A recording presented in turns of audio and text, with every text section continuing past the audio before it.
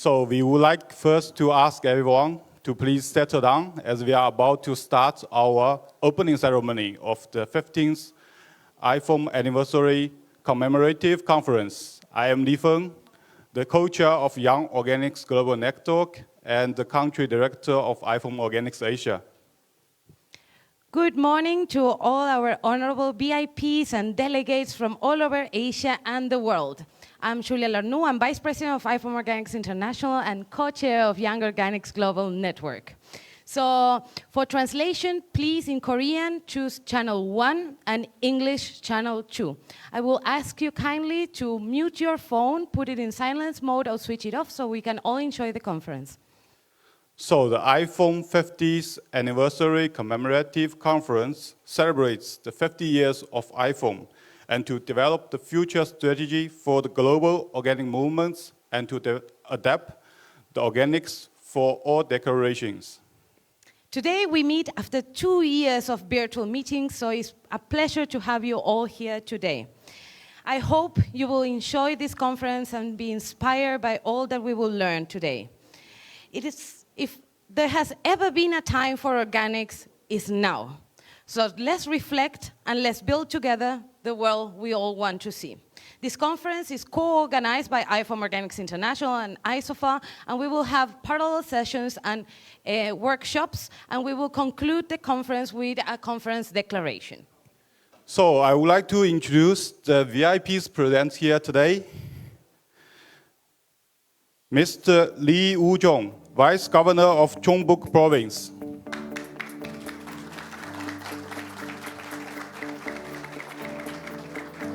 Mr. Song Yi-he, Mayor of Goesan County.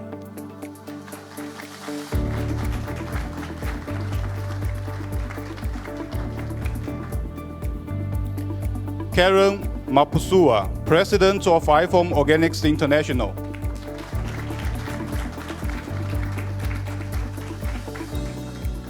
Gerard Rohrmann, President of ISOFA. Andrew Loy, Director of Regeneration International.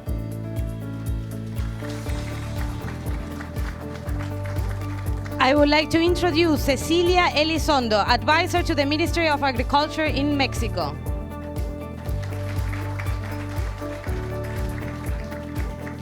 Mr. Lee Tae-hon, Member of Chongbuk Provincial Council.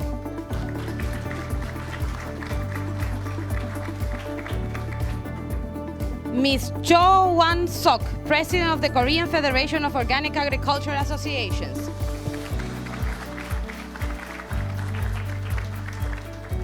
Mr. Kwon Gu-yong, President of Goesan Organic Farmers Association.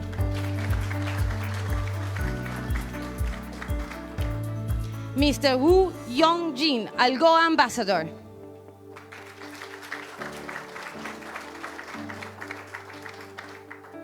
I would like to mention that we have more than 90 foreigners from 38 countries and areas attending this conference. At this point, we would like to invite Ms. Karen Mapusua, President of IFOAM Organics International, to deliver her message of greetings.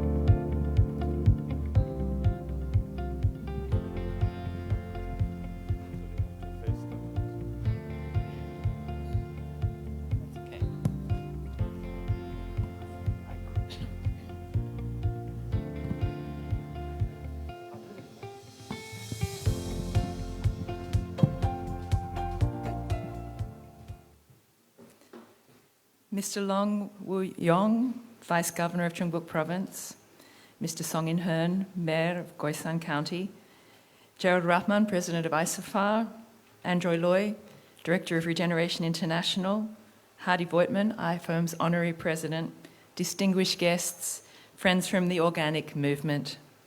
It's wonderful to be here with you all and welcome you to the beautiful Goesan and to the global celebration of IFOAM Organics International's 50th anniversary.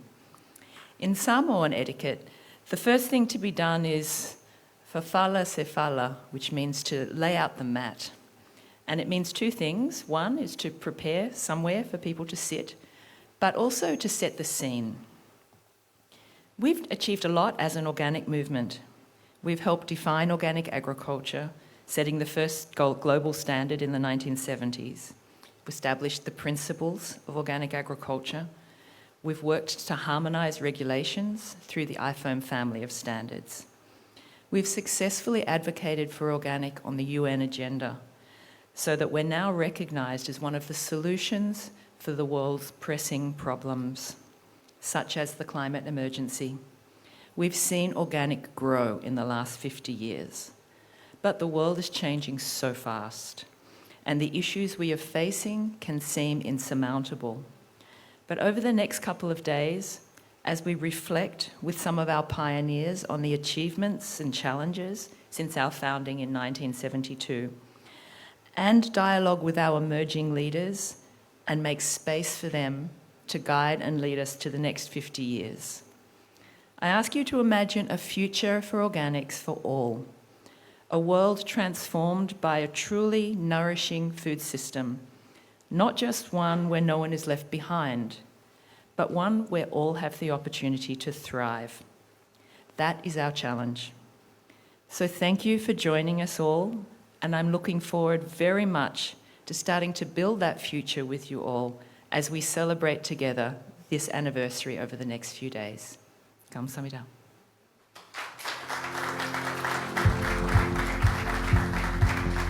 Thank you very much, Karen Mapusua, President of IFOAM Organics International. So for our second message of greetings, may we call on Gerard Rahman, President of International Society of Organic Agriculture Research, or ISOFA.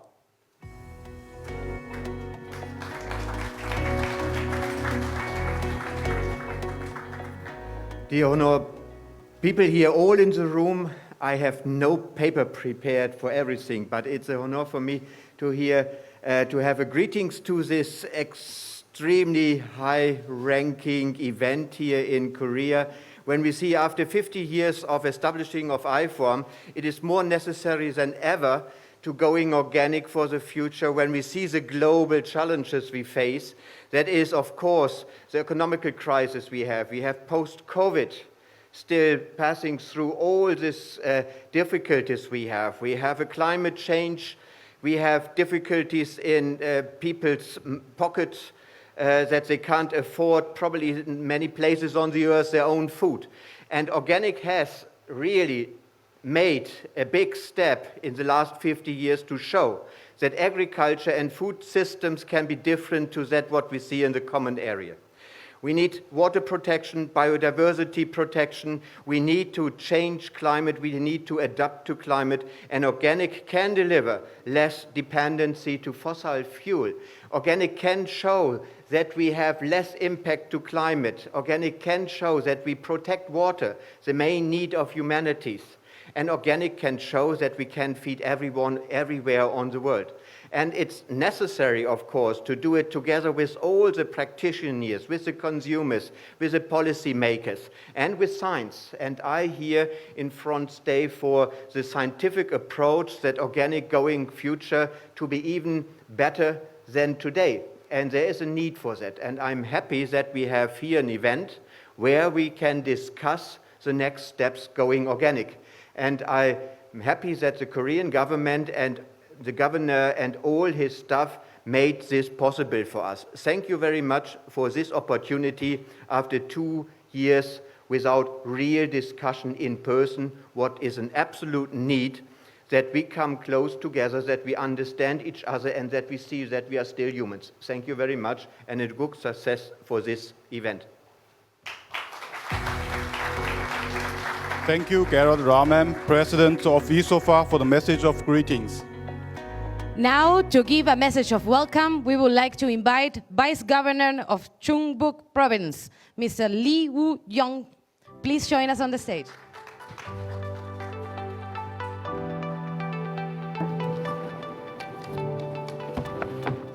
예, 반갑습니다. Good morning, ladies and gentlemen. I'm Lee Woo-jung, Vice Governor of the Chungcheongbuk-do Province. First of all, I'm really extend my congratulations to the IFOAM 50th anniversary. And I'm really grateful to Kara Mapusua, President of IFOAM International, Gerald Lama, President of ISOFA, and also the Jennifer Chang, the Secretary General of the IFOAM Asia, and also the Julia Leonard, Vice President of IFOAM International. And also my sincere gratitude goes to Mayor of Goesan County, Song In-eun, and Cho Wan-seok, the President of KIFSA, and also other members of the Chungcheongbuk-do Provincial Council. As you know well, at the globe, the human beings suffer from climate change or the ecosystem degradation. In this context, so many people have a highlight on the organic agriculture. As you know well, the Chungcheongbuk-do Province paid attention to the organic agriculture, and also in 2011, the Chungcheongbuk-do Province had successfully held the Industrial Expo, and this year we host again the International Organic Industry Expo. I think that is the venue for us to develop further. And I hope that today's conference is celebrating the IFOAM 50th anniversary and also the venue for you to talk about the future and design the new future of the organic agriculture. And also I think that the Goesan County will be the organic district which lead the organic agriculture in Korea and East Asia. And also once again, I'm really grateful to all participants, and I'd like to welcome you to Goesan County, Chungcheongbuk-do Province. And I hope that you will have a real good result while staying in Korea. Thank you. Thank you very much for your message of welcome, Mr. Lee Woo-jung, Vice Governor of Chungcheongbuk Province. We will now proceed with the message of congratulations. May we first call on Song In-he, Mayor of Goesan County.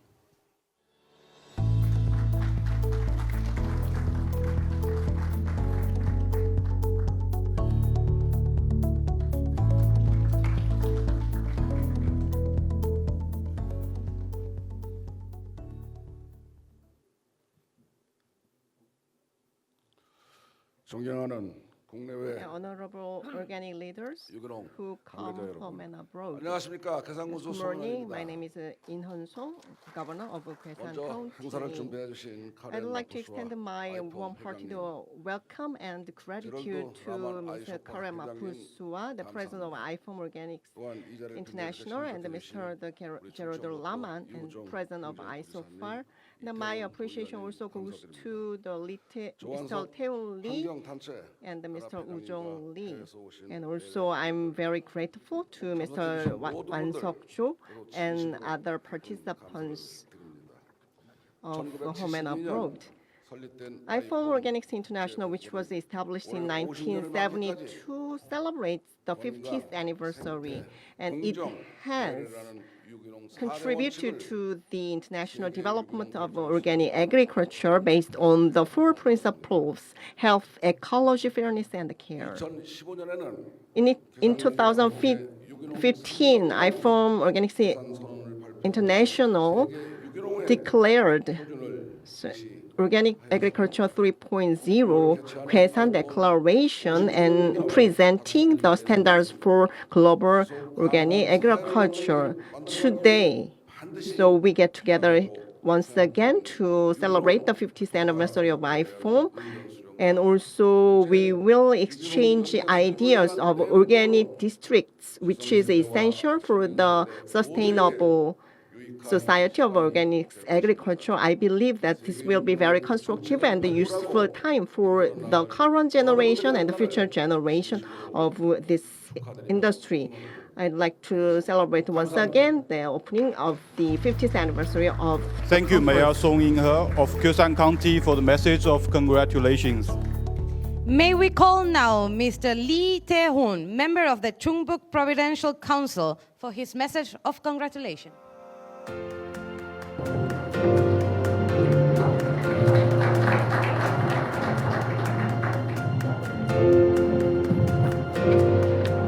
Good morning, ladies and gentlemen.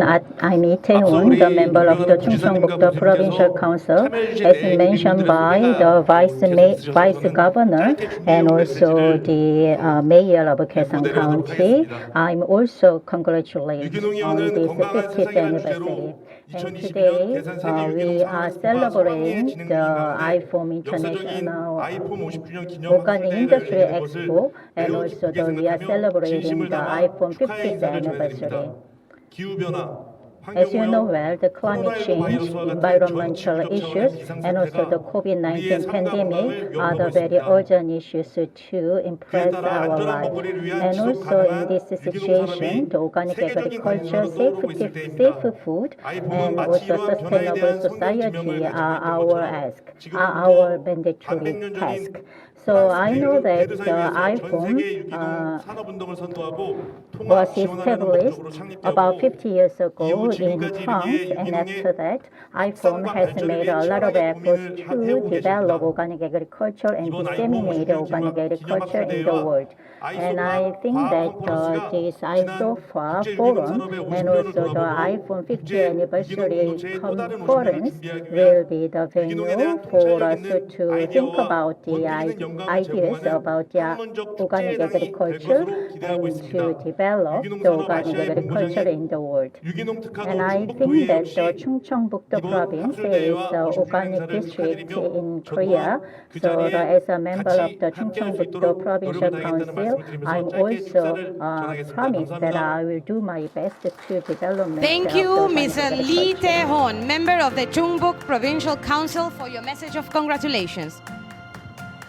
We would like now to call Ms. Cecilia Elizondo from Grupo de Agroecología Ecosur from Mexico.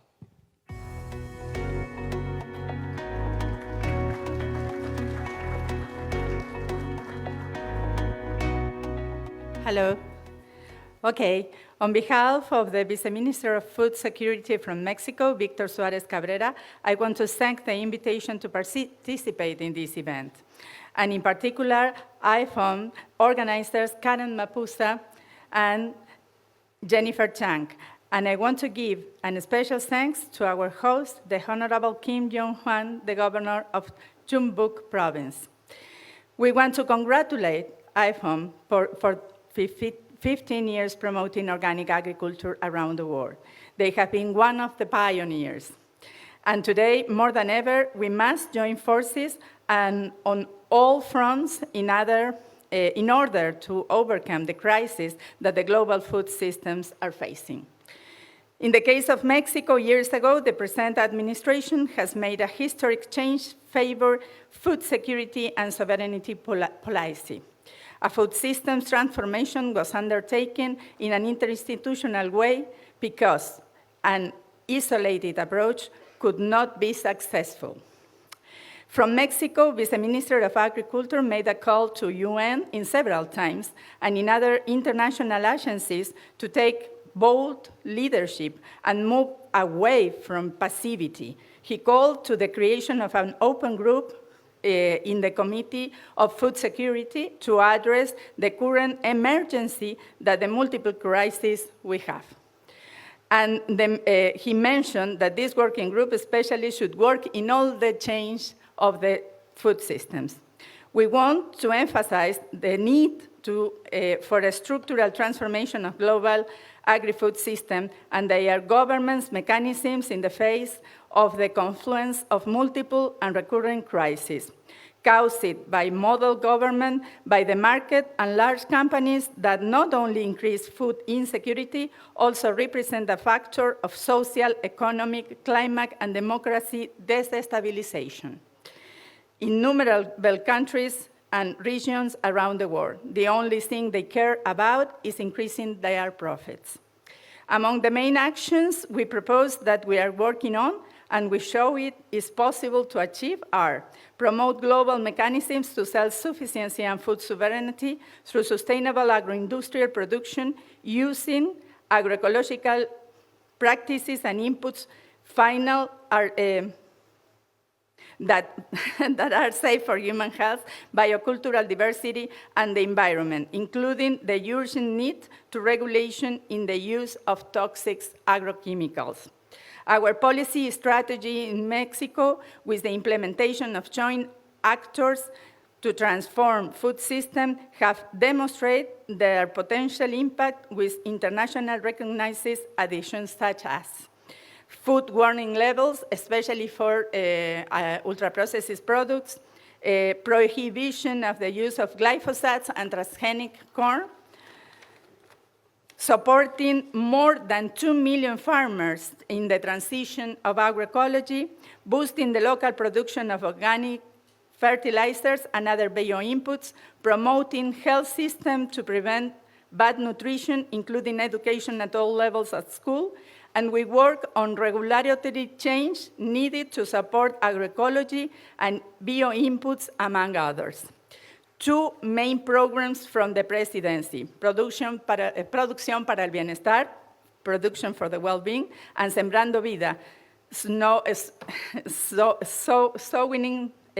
sowing life, both with the budget for 2022 almost of $2,000 billion. We know that many of these actors and actions are related with the objectives and IFOAM work.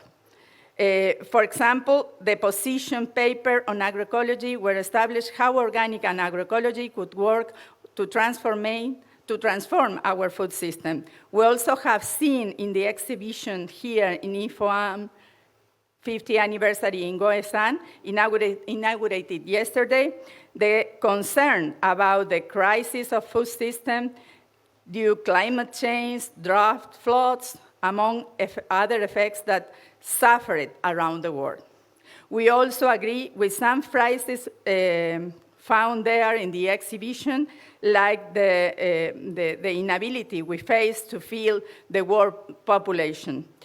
It is estimated in 2020, the population suffered from hunger went from 720 to 811, more than 100 million than in 2019.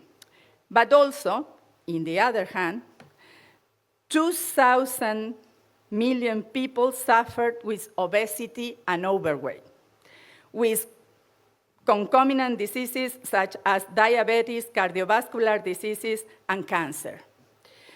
But are pandemics caused by the food system predominant, hunger in one hand, and in the other, overweight?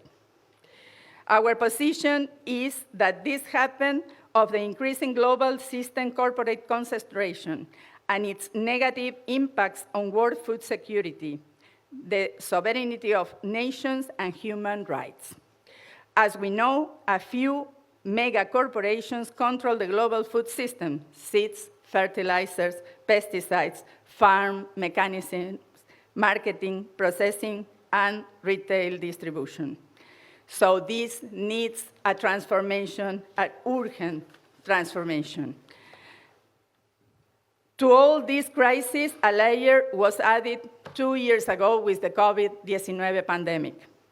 And another layer recently added that is the war in Ukraine, which has been going for more than 6 months. And we can not talk about it. Or in other words, we must talk about it. And in this important event, we must make a call for peace.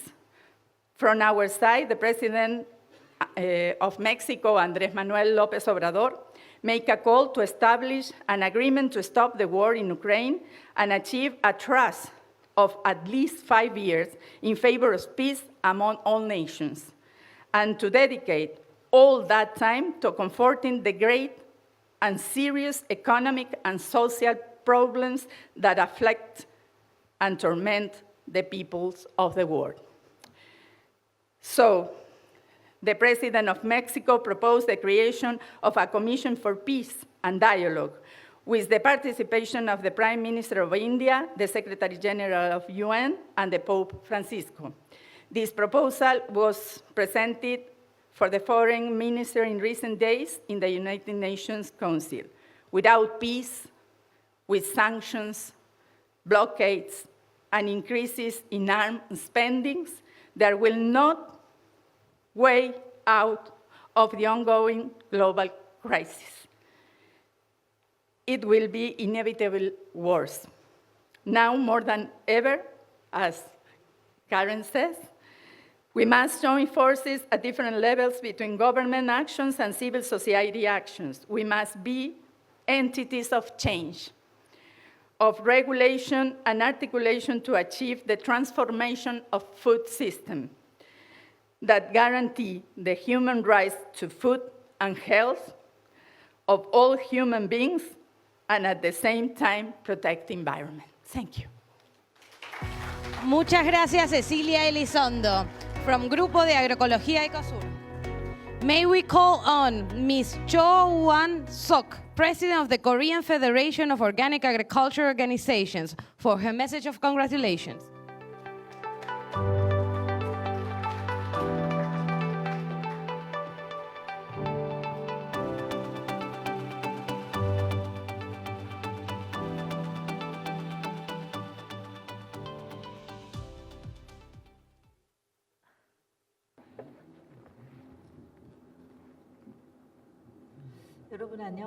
Good morning, ladies and gentlemen. It's a great honor for me to be here with you. I'm Goesan County, and I really congratulate on the 50th anniversary of IFOAM.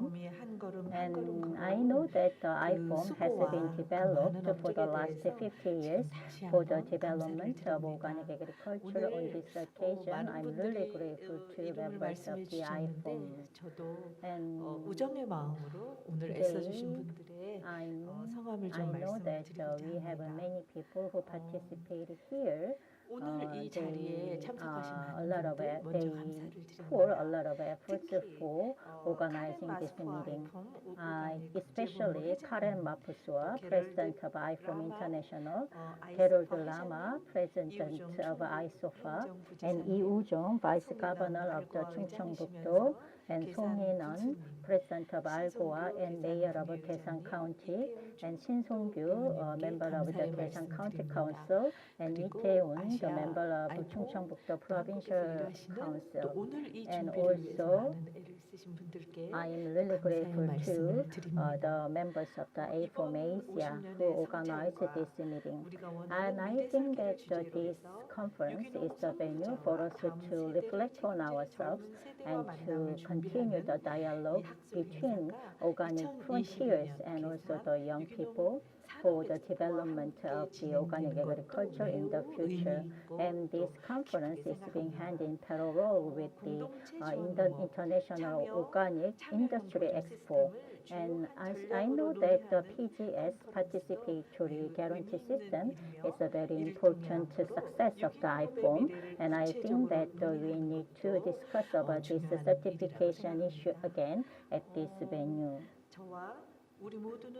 And I know that, and I hope that, and the result of this conference and the discussion result of this conference will be reflected to another developed policies in the future.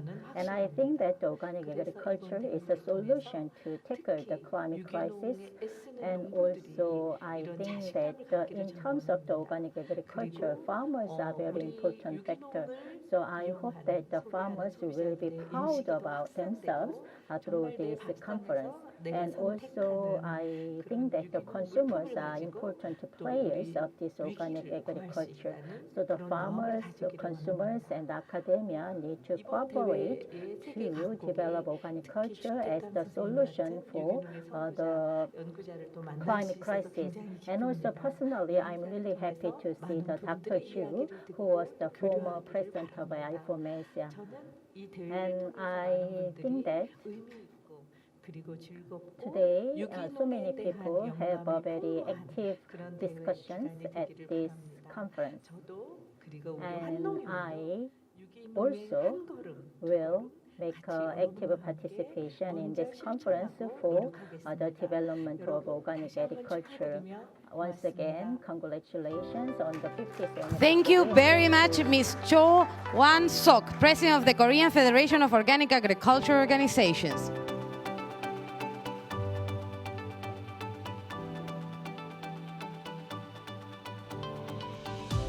So for the past 50 years, the growth of IFOAM Organics International has been possible with the support of long-serving members and individuals.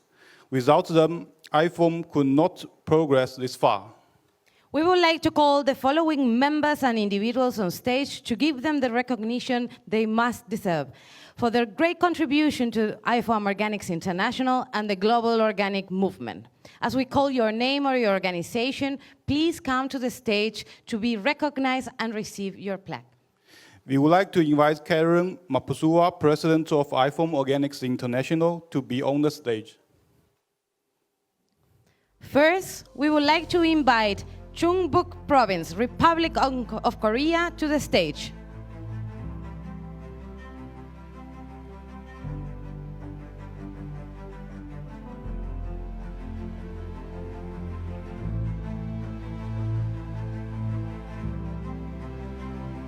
IFOAM Organics International and our worldwide membership is proud to present this special recognition award to Chungbuk Province, Republic of Korea, a most loyal IFOAM member for the promotion of organic agriculture in Asia and the world.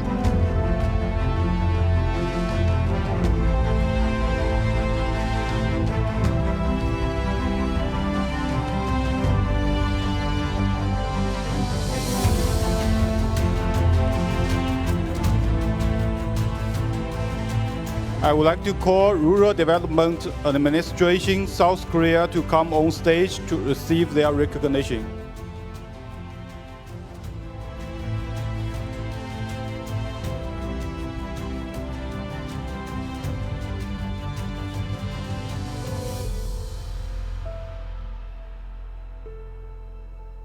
We thank you, RDA, for all you have been doing for the IFOAM and also for the global organic movements in the past years.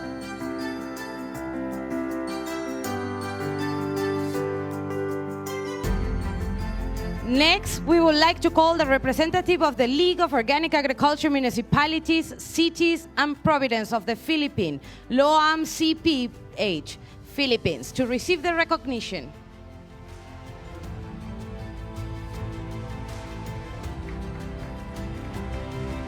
IFOAM and the global movement thanks you for all your work on taking organic throughout all.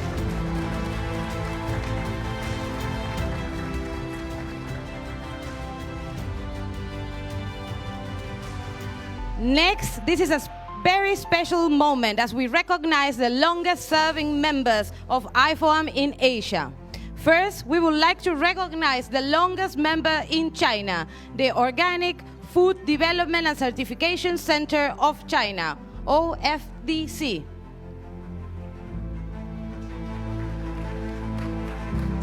Please come to the stage.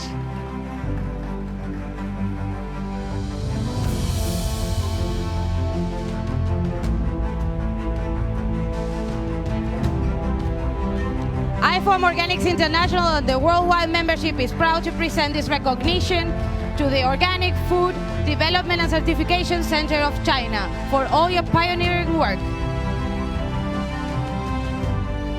Next, we would like to recognize the longest serving IFOAM member in South Korea. I would like to call the representative of Korean Federation of Sustainable Agriculture Organizations, KFSA.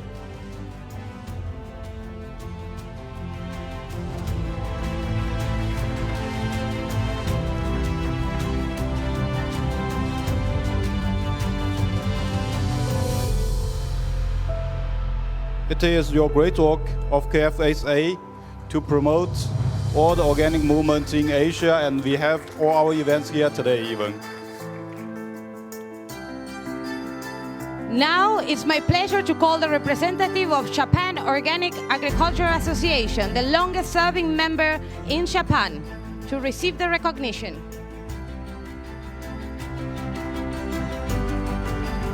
We thank you for all the change you have brought in Asia, in Japan, and in the world.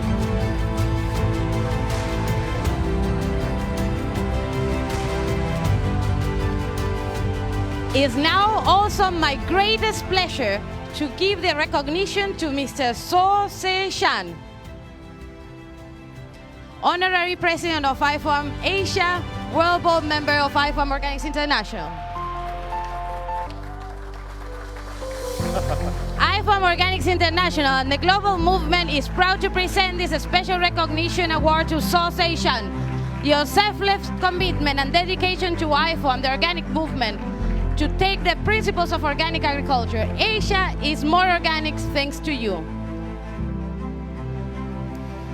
Another great honor, we would like to recognize Mr. Benoit Gaia.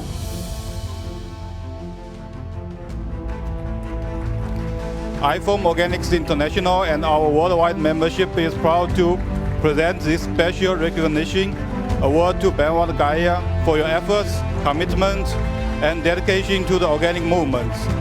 Your years for loyal support and inspiration have inspired many around the world. Your work has made a difference.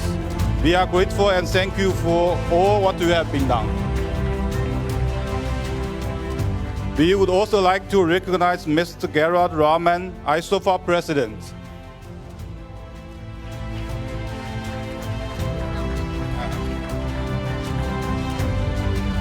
For your efforts, commitment, and dedication to improve research and evidence of the impact of organic agriculture has positioned organic as the way to build sustainable food system. Your work has made a difference.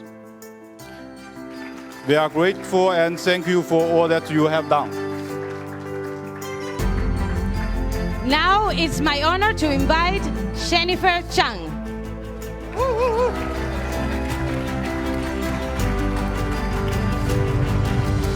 IFOAM Organic International and the global membership is proud to recognize Jennifer Chang, our organic star and light in Asia. Your efforts, commitment, and dedication to support organic farmers, women, and youth in the world has changed the organic movement and take us closer to the future we want. So congratulations to everybody for getting the IFOAM recognitions. Thank you, President Karen Mapusua. So at this point, we would like to invite you all to the stage to take the group picture. Afterwards, we will have a 10 minutes break and we will start with our conference. So please come and join us.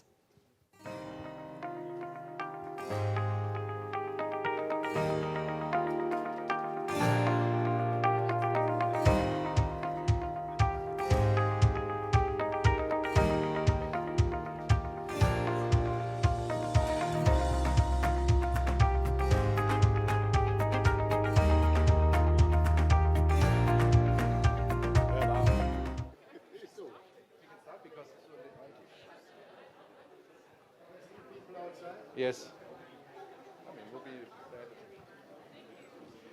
Okay, welcome back after the coffee break. Welcome to, let's say, the main conference. And we're coming now to a very important part, to a very special recognition by our next speaker. Well, and that he's speaking is also a very special recognition to you, to us. So it's my great pleasure to have the keynote speech for today from Hardy Vogtmann, who is, I think, one amongst the biggest pioneers we had in organic farming worldwide, of course, originated in Germany, but I just asked what I should present of him because his CV is so long, what I could refer. But he was director of FIBEL in Switzerland in the 70s. He was the first organic professor in Germany in the 1980s. He was the president of Federal Agency for Nature Conservation, so a government body. And this is a function today, he's the honorary president of IFOAM. So very hard welcome to Hartmut Vogtmann, Hardy Vogtmann, who said he wants to stand, he wants to make a live presentation. So welcome, the floor is yours. We're all looking forward. Big applause.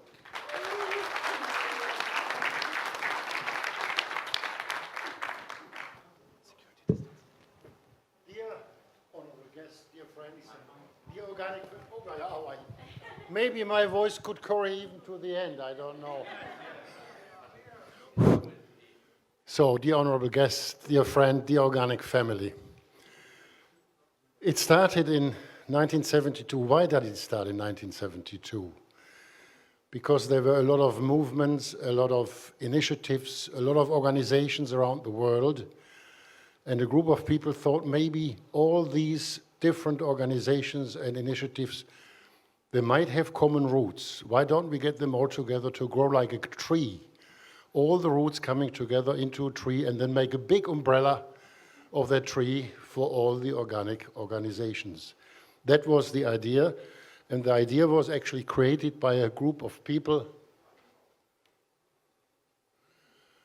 and those are the key persons, and you will immediately see there is an overweight of Europe and North America in this, because Nature et Progrès, the French organization, had this idea with Claude Aubert and Roland Chèvre and Denis Bourgeois, and they took on the task to have the first office for this organization. So founded in 1972, they hired, well, they didn't hire, nobody was paid at that time, Tony Pinchoff, who started as a secretary and publishing the IFOAM bulletin. I don't know, nobody of you remembers it probably. It was on those wax mattresses, you know, we had in the olden days, typed it on a typewriter, no electronic, and then you had to print it out and send it around. That was Tony's task. And since nobody else did anything properly, he considered himself as the acting general secretary, because the general secretary was not active. But in 1974, they had the idea of having a come-together in form of a conference in Paris. That was the very first conference. And the important part of this was not only that they all came together and talked to each other, but they came up with the very first idea of a principle. What is our common principle in 1974? And that is, organic agriculture should sustain and enhance the health of soil, plant, animal, human, and planet as one and indivisible. And that's the main point. You cannot have one better the other one or independent from the other one. But that was 74, and I think Nature et Progrès suffered financially from that conference, like IFOAM did in other cases as well, and also with the workload they had before and afterwards. So nothing happened in 2 years, and we were in the fortunate situation that on April 1st, 74, was not an April Fool's joke, Feeble started. That was a little desk in my living room, and that was what Feeble started on April 1st, 1974, and developed. So we were 2 years old in 1976, and then we were courageous enough to say, we call the first General Assembly of IFOAM in Switzerland, on an organic farm, with a hotel, with a spa, so we were well treated, and combined that with a tour to organic farms in Switzerland and Austria, because otherwise I don't think they would have come just for a General Assembly at that time. So there was an interesting tour, and before that we had the General Assembly. But unfortunately, at that assembly, Roland Chèvre from Nature et Progrès said, we are not going to have IFOAM any longer. Too costly, too much work. And then we had debate. We were 46 people present at the General Assembly, and a long discussion, like you have it here in Asia, long, very long, unfortunately, very long. Because the question was, who is going to take on the task to have this office of IFOAM? So at the very end, I was fed up and said, okay, let's do it. We do it. But we need some funding. There was no money.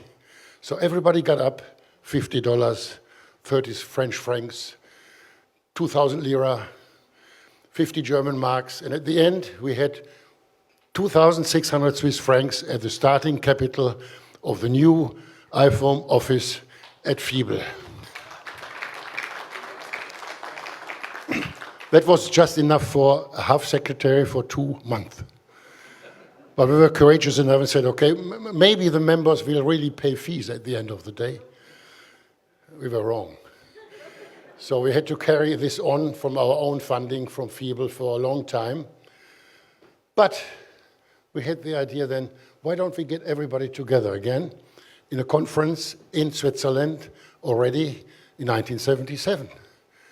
And that conference, that is actually where the FIBEL was at the beginning, and that's where then IFOAM office was at the beginning.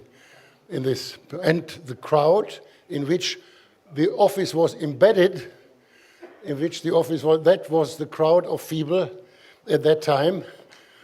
And that was the staff who had decided, okay, we take on the IFOAM office. That was the group, and you see from your right, the second from your right, is Pierre Ott, who afterwards organized the Ouagadougou conference.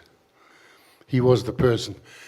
At that time, actually, we were a team of, everybody was paid the same salary, so we had these grandiose ideas, which was difficult then to translate into applications from the government, because they had hierarchies. You have a PhD, you get so much, you have this title, you get so much. We said, yeah, but we don't care. They said, then you don't get money. So we had to create a new system which pleased the donors on one side, and we could follow our principles on the other side for a long time. So that was what, but later on we were in a lucky situation. Can you imagine? Remember the house I showed you first? And then we finally got a new building from a former director of Tsiba Gaigi, who had donated this to a foundation, Marianne Foundation, and they donated this to us. And that was then our second one. And that's where we were when we had the conference in Sisar in 1977. At that conference, it was very important to demonstrate to the world how far IFOAM is ahead of everybody. And that is Otto Schmid, you remember him? And I tell you now why we have standards.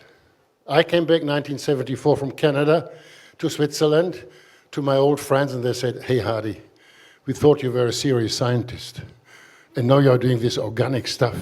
What went wrong with you? And the second one was that my former professor in animal nutrition said, you can forget organic, because we in Switzerland did now 3 years of trials comparing organic milk with conventional milk, and analytically, no difference. So we will not allow anymore that organic is declared as a separate foodstuff. So that would have been the death. Luckily, I had two of my PhD colleagues who became the highest control officers for food in Switzerland. And I went to them and said, oh, no problem, Hardy, absolutely no problem. I said, why? Well, we have this milk, you know, normal milk and the special milk, the premium milk, Vorzugsmilch. And we can demonstrate over 20 years analytically is absolutely no difference. But this one, premium, is a higher price and declared on the market.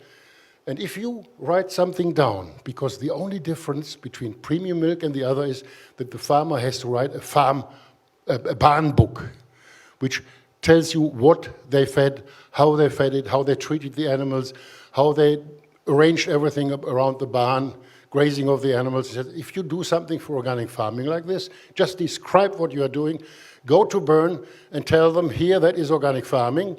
Either you allow us to declare organic food as different, or you have to stop having premium milk.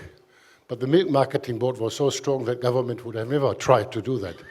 So they said, yeah, okay, in that case, organic is described not by the analytical end product, but by the way it's produced.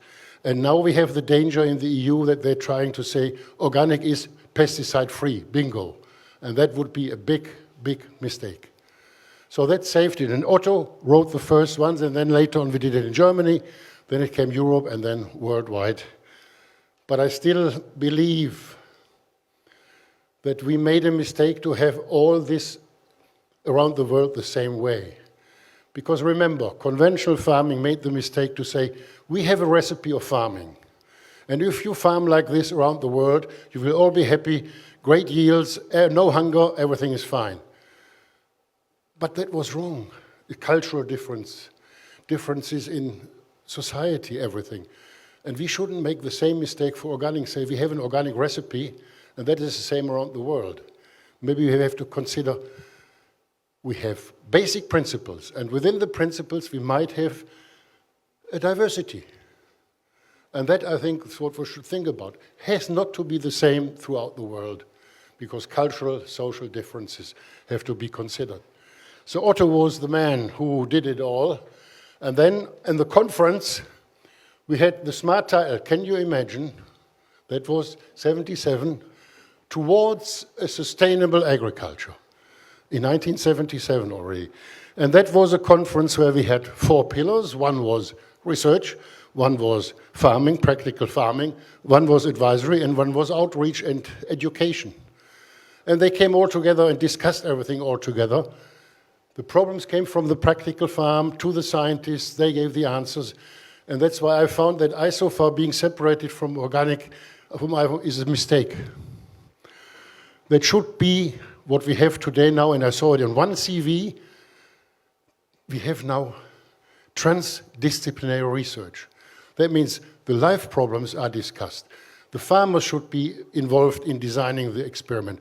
They should be involved in finding what tools to be used, and they should be invited also for the interpretation of the results and the application later. So research in the ivory tower would be deadly for IFOAM. So we need, dear President, this interaction again to make it transdisciplinary.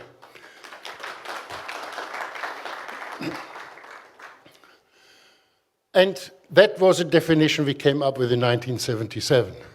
Organic agriculture is a production system that sustains the health of soils, ecosystems, and people. It relies on ecological processes, biodiversity, and cycles adapted to local conditions, rather than the use of inputs with adverse effects. Organic agriculture combines tradition, innovation, and science to benefit the shared environment and promote fair relationships and a good quality of life for all involved. That's the definition come up. And now you will be surprised that we also said at that time already, organic farming or farming at all is not defined by just one product, food.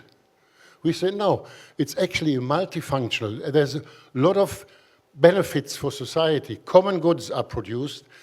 And maybe, I always said at that time, it's a mistake to pay for those common goods through one product, food. That's why the food price is higher, because we take the common goods for free, but they should not be for free. That's what we said already in 1977. And it's clear, it's food, it's water and air, energy, social and cultural landscapes, biodiversity, recreation, and education. All that is provided by farming. And we claimed in 1977 already, this should be paid for separately, not through one product, food. That distorts actually the proportions then. Because if you have a farming that doesn't care about all those common goods, that is then overpaid if you go through food. So this was already in 1977, and now just to give you an idea that I put it in this way, that we have the principle, the basic is health on the pillars of ecology, care, and fairness. Those are actually the IFOAM principles. And in 1992, 15 years later, the world community came together in Rio at the conference on sustainable development. And for biodiversity, they came up with the following. Conservation of biological diversity, we had this. Ecology, organic farming. Sustainable use of components, that is care. And a fair and equitable share of the benefits. Those are the 3 pillars, 15 years later. So actually, I must say, IFOAM was ahead of time. Very much ahead of the time. But we didn't use that, or we couldn't use it, because nobody wanted to listen.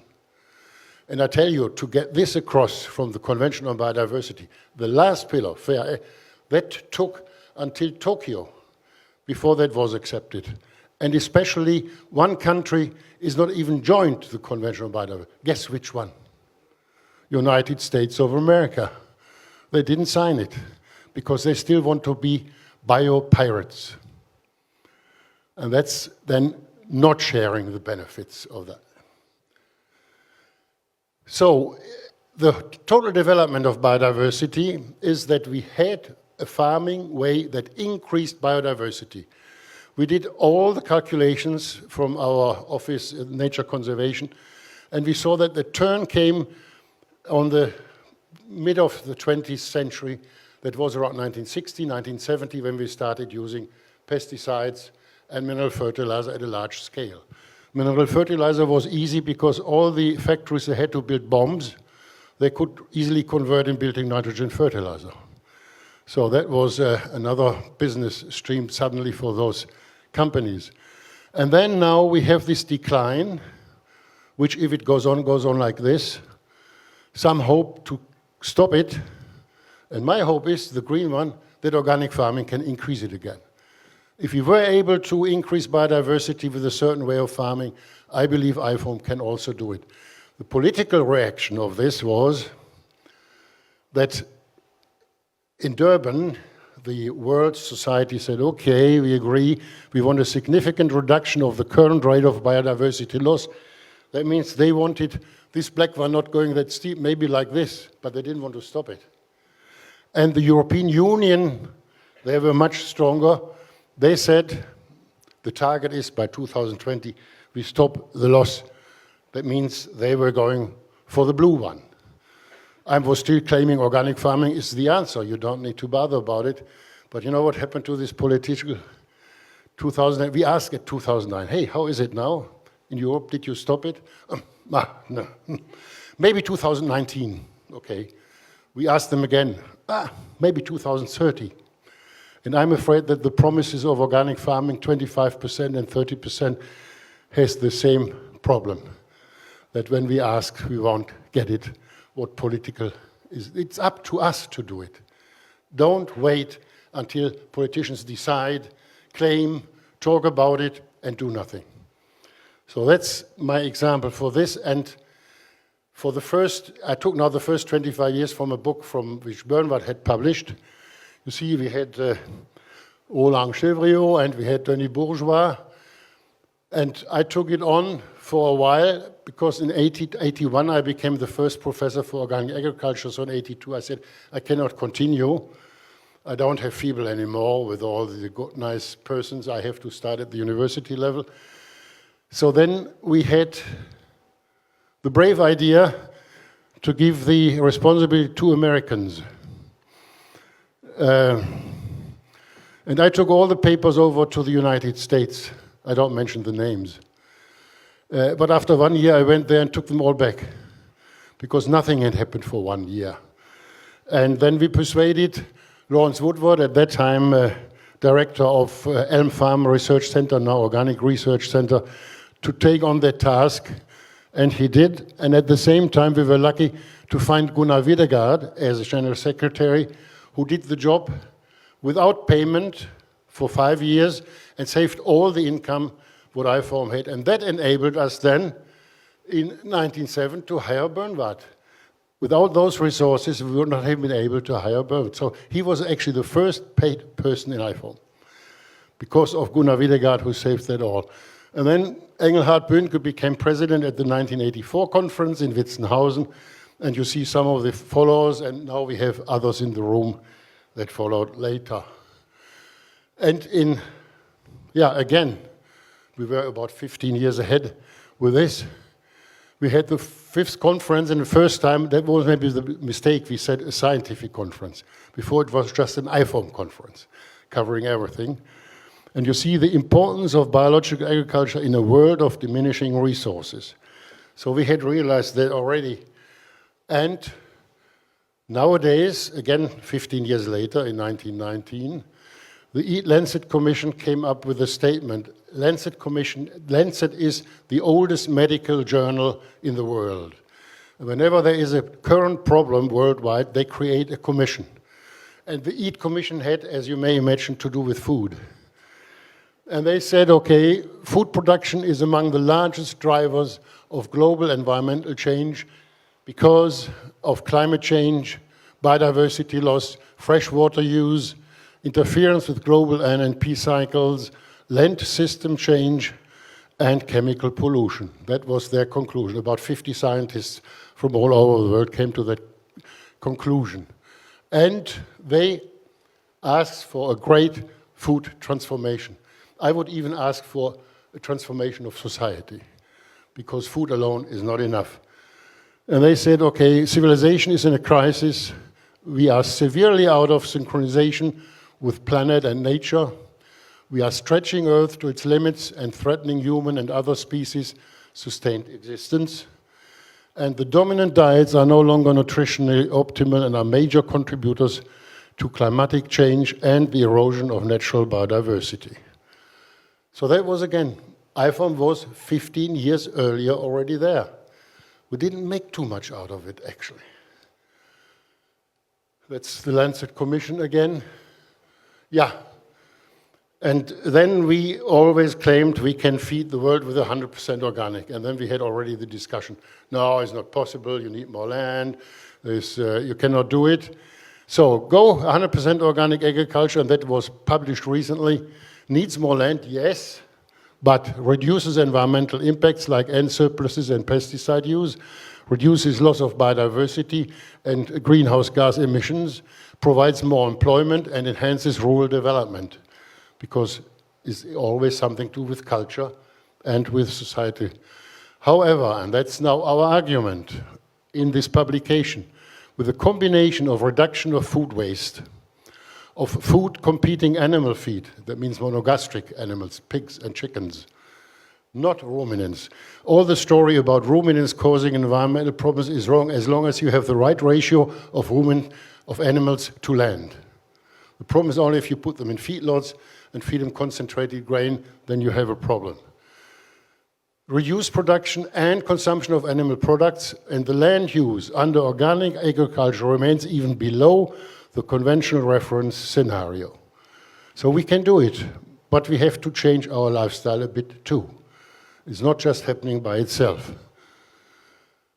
And the strategies, I think, for feeding the world with more sustainable organic agriculture is, oh, that's the same one. I wanted to give you one example, how it can be done very easily, very simple. We had an experiment going on in 1976, 77, FIBEL and IFOAM together in Bolivia. We were in competition with a group from Holland. They thought to bring to the land where the potatoes are coming from the new Dutch varieties, high fertilizer input, high pesticide input, and make the Bolivians in the Altiplano happy. We thought, no, they might not be happy if they depend on all the inputs from Holland afterwards. They might be happier if they can do it themselves. So our idea was then, first we had 1 year a person being on that village, living with the people in the village to see what they do.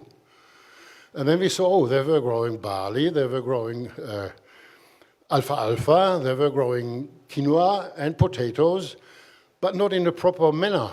The only thing we had to do is say, hey, let's do a crop rotation. With a crop rotation, you don't have to change anything, just a crop rotation. And they did. And the next one was animal grazing and management. That was the animals were running all over, even eating their crops. So we said, if you have a proper management, then it's much better for your crops and better for the animals. One important point was limiting the number of animals, because your standing in society depended on the number of animals, not on the condition of the animals. So we had to get them to understand that not more animals, but better fed animals is the answer. Because then we also could have manure management and produce biogas, because solar didn't work, because they don't cook when the sun is shining. They cook in the evening. So we had biogas enough for one light and for cooking in each house. And that cost at that time $260 to implement one of those, the biogas. The next one was, since we had improved animal conditions, we could improve the plowing system. They were using at that time a wooden plow. So what we created then, a new trade, blacksmith. So we got from 3 villages young people, trained them as a blacksmith, and the only thing they did, produce a very sharp metal piece which we could put onto the wooden plow. So with better fed animals and just this improvement on plowing, we had a great success. And what we could do, we could triple the potato yield and barley yield with that. No additional input, just from that. And I think we won the competition with the Dutch researchers. And at the end, I would like to point something out which we are also missing. This Sustainable Development Goals in 2015 and developed by the UN, we should claim we are the only way of farming that can fulfill those goals. And most of them, if not all. So we really have to hit it and say, if you want an answer, society in the world, organic farming is one of the answers, not the only one, but one to help you to solve the problems which you have here and reach the Sustainable Development Goals. And for IFOAM's role, I think time come for new enlightenment, and IFOAM's role for me is stress the importance of the health of our planet as our global responsibility, initiate a value discussion at all levels, create partnerships from farm to fork through consent in objectives, norms, and values, make SDGs accepted as the underlying principle of all human activities using organic farming as an example, and guide science to a transdisciplinary approach. And the last point, and I will just go into that for a very short time, use cognitive and emotional tools. Why don't we use emotional tools? I'll give you now an example. I always have my students and ask them, what do you actually want? Because in Germany, we know landscape, forest, everything plays an important role for holidays, for everything else. So my question was to the students, actually, would you like a landscape like this?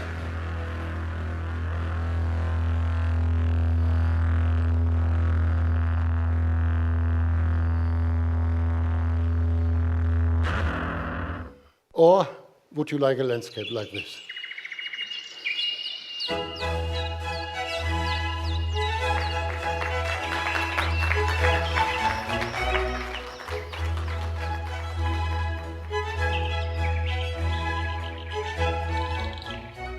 And you may imagine what the answer was. And then I asked them, please write down your shopping list. And they wrote it down, and I walked along those shopping lists and said, no, sorry, you're not getting that landscape you want. You're getting the first one. And then we sat down together to write up a shopping list that we would, in addition to good food, get the very lovely landscape.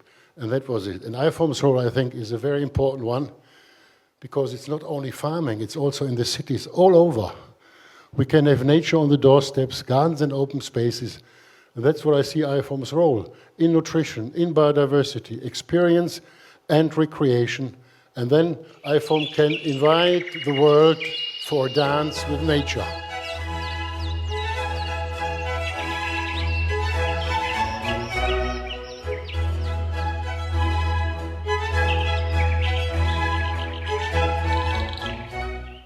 And what I think is, what we all have to consider, organic farming shows the way, follow the example. Thank you very much.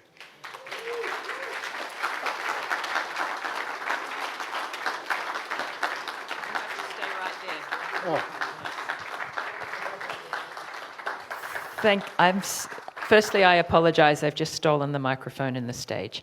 But I wanted to say a special thank you to our honorary president. I was in New Zealand last week, and I was talking with a group of Maori women, and they described the elders of their community as a cloak. It's something that you keep with you, it protects you, it keeps you warm, and from that you gain their mana, their strength, their power, their inspiration, and their wisdom. He's our cloak.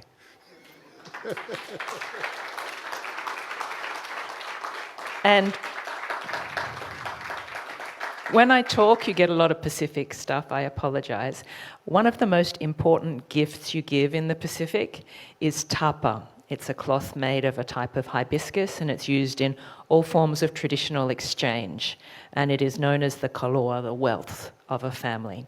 So I'd also like to present, on behalf of your family, a small piece of tapa to say thank you.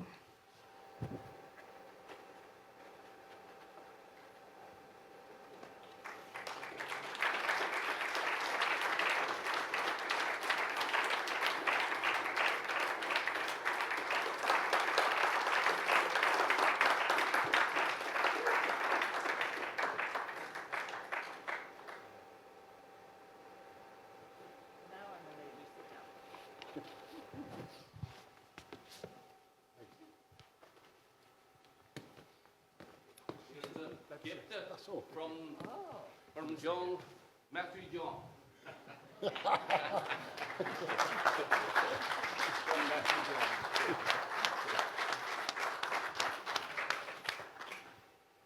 Thank you. Let me have a look.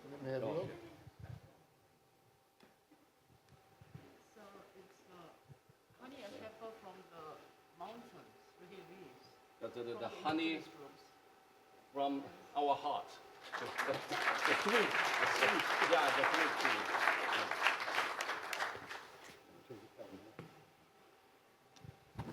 Bleib hier. So, any further gifts for Hadi? Not a gift, but I just want to thank Professor. Okay. I'm from Turkey, from Ege University, and Hadi Vogtmann was one of the early figures who visited our department and helped us to move forward. So our NGO, with this initiative and also with the IFOAM Mediterranean regional groups activities, celebrated 30th anniversary last week on 23rd of September. So I would like to extend our thanks to you. And Peter Roth, I remember him closely as well. Thank you very much.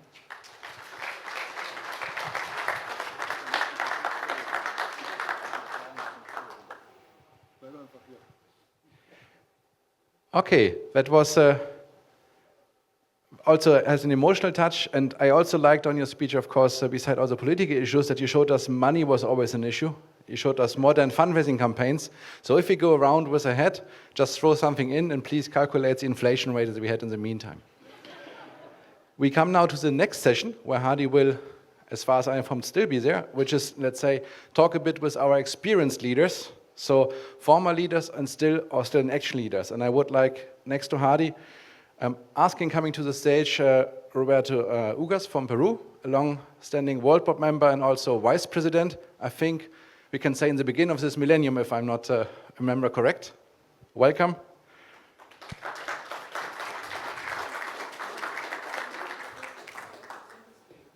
Yeah, don't worry. Yes. Come in. And next one, André Loy, now Director of Regenerative International, but of course also former president of IFOAM, not too long ago actually. Welcome to the stage.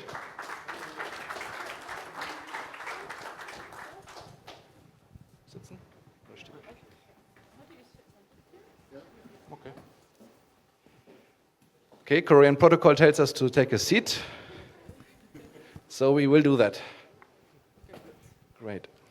Okay, so that's a moment where we, let's say, want to learn from your wisdom. So, and I would start, let's say, with the two, I would say, newcomers on the stage, not newcomers in the sector, telling us a bit how did they come to organic, and mainly how do you get in touch with IFOAM? What was your moment that perhaps we start with you, Roberto. What was your IFOAM moment in your life?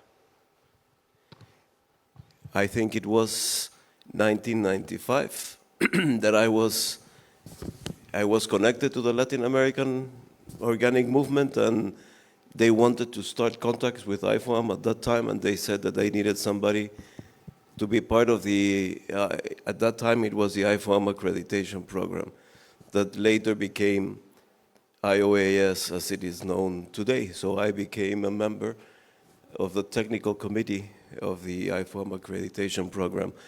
And slowly I was involved in several other committees and task forces and so many things. There was a Third World Development Task Force. Then I had the opportunity to participate in the committee. It was headed by Louis Lutiholt, that drafted or redrafted the principles of organic agriculture as we know it today.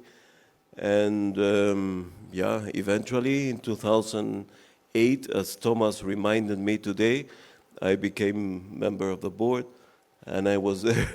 I forgot when it was, and I was there for 3 periods, for 9 years, and 6 of them I was vice president. And I was happy to be vice president while André was president in the last term. That's how I got involved. Yeah. Thanks so much, Roberto. Then, André, what was your moment you got first time contact with IFOAM and that the decision that you made staying actually? Okay, yeah. My actual moment of being involved is when I was one of the organisers in 2005, the conference in Adelaide. But I suppose like most people, I'd known about IFOAM and very much wanted to be involved, but because I was farming, I could never get away to any of the conferences. So it wasn't until I was an organiser I had a good excuse to go to one. So the clear message is once you're organizing Organic World Congress, it doesn't mean that you leave IFOAM after, you might stay. That's great. Exactly. Okay, next we would of course like to get a bit, we had a presentation, we got some inspiration, but we also want to know the story. So what, perhaps you can share, perhaps then we start with you, Hardy. We saw, I think, your introduction to IFOAM, but share with us some moments, let's say, one of the biggest achievements, perhaps a very personal moment, or in the best case, a moment that was not shared until now.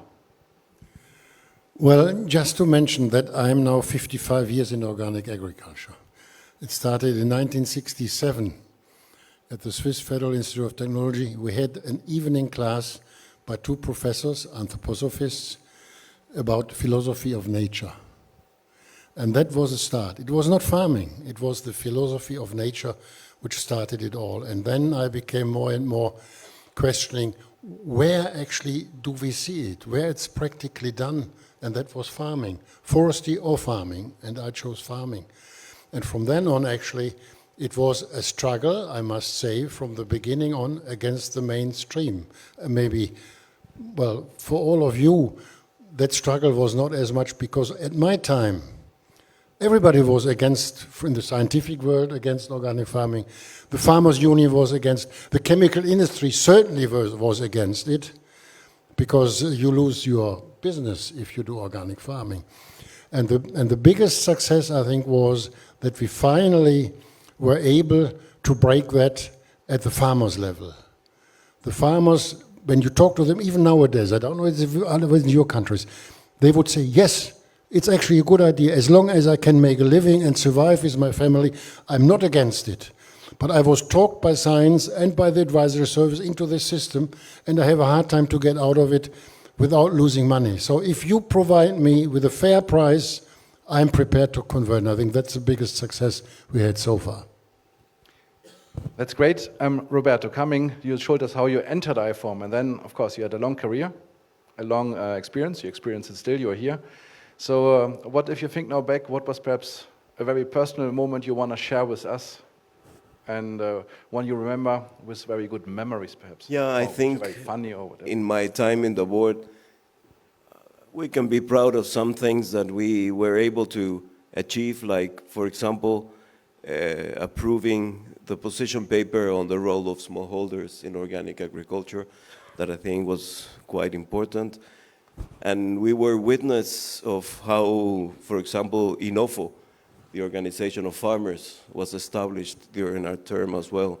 But if you ask me now, if you had asked me the question yesterday, I would have given a different answer. But today or now, I would like to remember somebody, because while having breakfast, I learned that Vanaja Ramprasad, a dear friend of many of us, passed away last week. She was a World Board member from southern India. She established a very small NGO, Green Foundation, helping farmers to establish seed banks in their communities. And we became very close friends. When we had the World Congress in India, I visited her in Bangalore. I stayed in her place.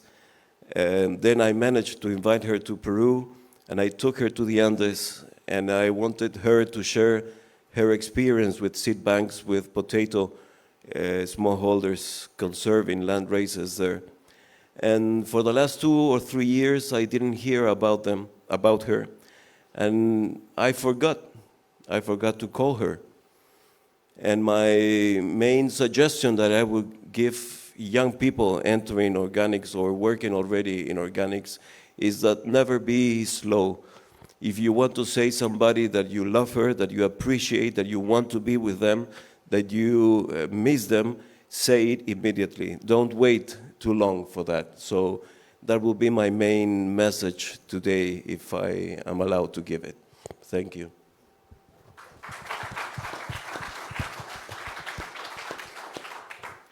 Thank you so much, Roberto. Andre, I mean, I remember when you were president, you were actually traveling so much. When you were in Australia, you were at the same time already in Rome and or Brussels or wherever. So you had so many experience. And I hope if you come down from the jet lag, have you any moment you can focus and share with us, or any wisdom? Up to you. Well, I suppose the one for me is I started as an organic farmer in 1971, and I was always told that it was impossible. And when you first start, it was very, very difficult. But you learn how to solve all the problems, and in the end, with Julia, my wife, we actually became very successful organic farmers, and we still are. So I always like it when I'm told something is impossible, because it makes it such a better challenge to prove it's wrong. And that's the really important thing for me, is being able to do the impossible. And I actually took that to my approach to being president of IFOAM. And you give the travellers one reason, one example that I did that in many cases because I was invited to speak, but more importantly, I went there to listen and learn, and that was the other moments for me. Thank you, Andre. I would like to close this moment with a very short wish for the future, either for the future in general or for the next generation. Andre, perhaps you can just continue.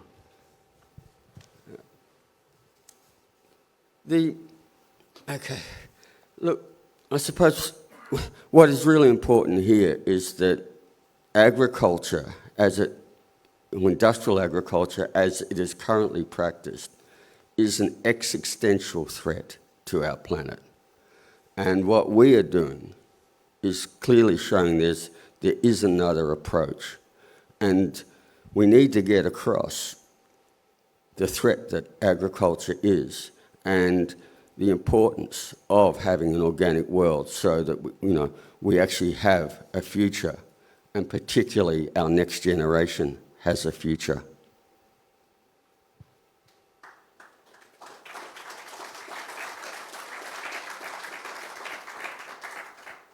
Adi.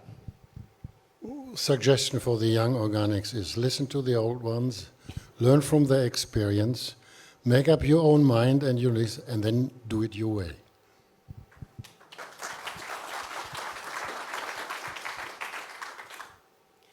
Perhaps, or sometimes we wish to believe that organic is enough to solve the problems of the world, but perhaps it is not. And for millions outside, organic is certainly not enough, because they see it is something more expensive only for the rich.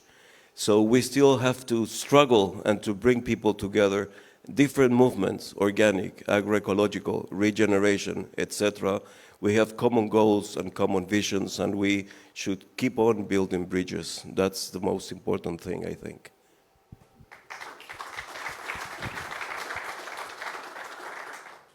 Okay. Thank you so much for this short moment of inspiration. Thanks for coming to the stage.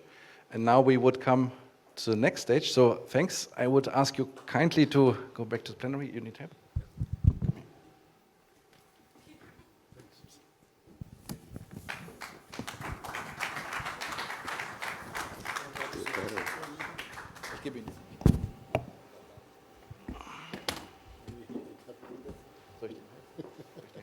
It's okay.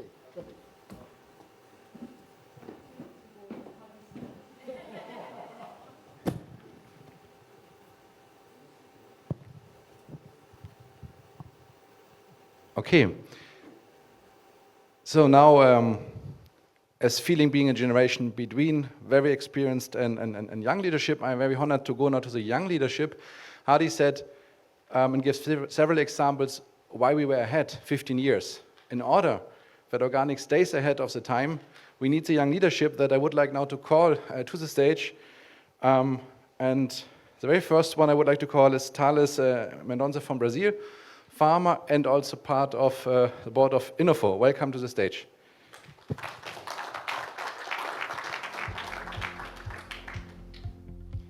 Second one is Sarah Comser from UK, also at the Soil Association and my dear World Board fellow member.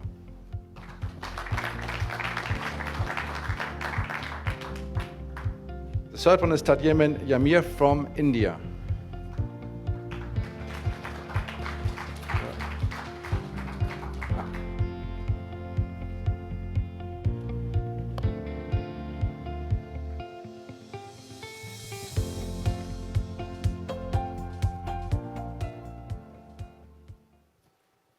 So, welcome on the stage, and let's have a small chat about the future, perhaps also with some learning. Perhaps my first question would be, how does it feel as a young leader? How you feel the challenge? What's your biggest challenge here? And what you think, or what you might take as a learning also from the more experienced generation? Thales, if you might start. Thank you. Hello, everybody. It's a pleasure to be here and to learn the history with all these experienced leaders and people from the organization. I've learned a lot this last half an hour, so it was very inspiring. I didn't know most of the information there. From my personal experience as a farmer, organic farmer, working with agroforestry systems in my farm, I'm always thinking, how can we have not less impact, but positive impact as farmers, as actors who are producing food, and also humans living in this planet. So I've started to learn, to find YouTube videos from my generation and going for more informations. And I started to learn more about agroforestry, and I met my mentor or my professor, who is Ernest. It's a Switzerman based in Brazil, and he's developing this concept over there. And he's talking about something that he calls syntropy. It's a thermodynamic concept that comes from this part of the science that calls, we as a society, as humans, we have a negative final result on our behaviors, on our activities, and this causes what he calls entropy. And as practicing agriculture, when we grow food or when we do all the process, even with less impact, and when we harvest, we are taking energy out of the ecosystem, of the soil, or of our farm.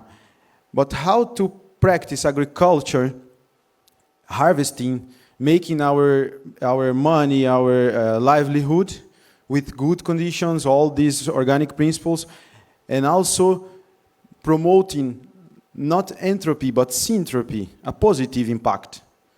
And that's what I'm living, and also taking this Hardy presentation when he was showing us this graphic through the centuries about biodiversity laws and which arrow, blue one, green one, or black one, where do you want to go? So it's, of course, we want to become positive, not maintain, not loss, but increase. So this is our challenge and what we are as a young generation working for and looking for. Thank you. Thanks so much. Tadyemin, perhaps you? Here. Okay, sit here. You might continue. Okay. Firstly, I'm really honored to be here, to be part of such a great and momentous occasion in our history. Before I begin, I just want to share a little bit. So I'm here today wearing my coat from my father's tribe and a necklace from my mother's tribe. So there's just 2 tribes from 16 tribes in Nagaland, where I'm from. And Nagaland is 1 state out of 28 states and 8 union territories, and in India. And India is one nation among 195 nations among the world. So when I look at the numbers, I'm just so amazed at how united we are when we come together with a common purpose. And so being here, just being a part of this event, it's really encouraging, and it gives a lot of perspective on what can be done in the future. And coming back to where I'm from, we are 72% of our population is a rural population. So that means that most of our occupation back home is farmers. And although we are, our state is still in the very initial stages of development, we are also above 90% organic in the state. This is also because we have continued the traditions of our forefathers in farming practices, and we have not really turned much towards automation or chemical use in our farms. But that also brings a lot of challenges, because we are also facing challenges in terms of post-production and finding value-added chains. And we as an organization, I am also part of Nagaland Organic Connect, and we work with all the stakeholders in our region to bring about a harmony and a united front and towards our organic movement and our organic goals.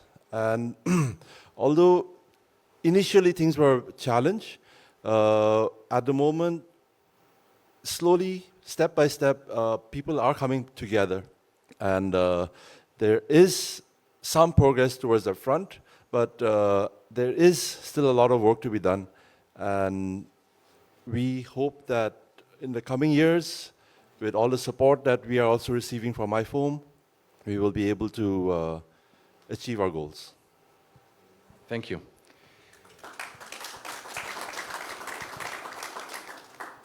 Sarah, how you look on the future challenge and on the same time the learnings of what you might have heard of from other inspirers?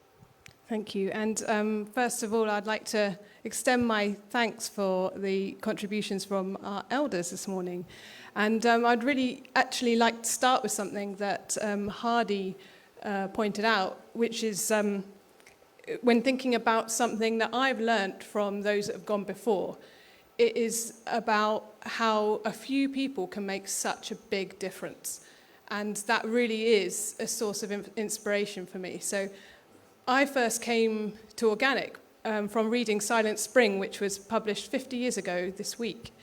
And I think, pulling on something that Andre said, there's so much that we have to do that can make everything feel a bit impossible, but the organic movement is good at dealing with the impossible.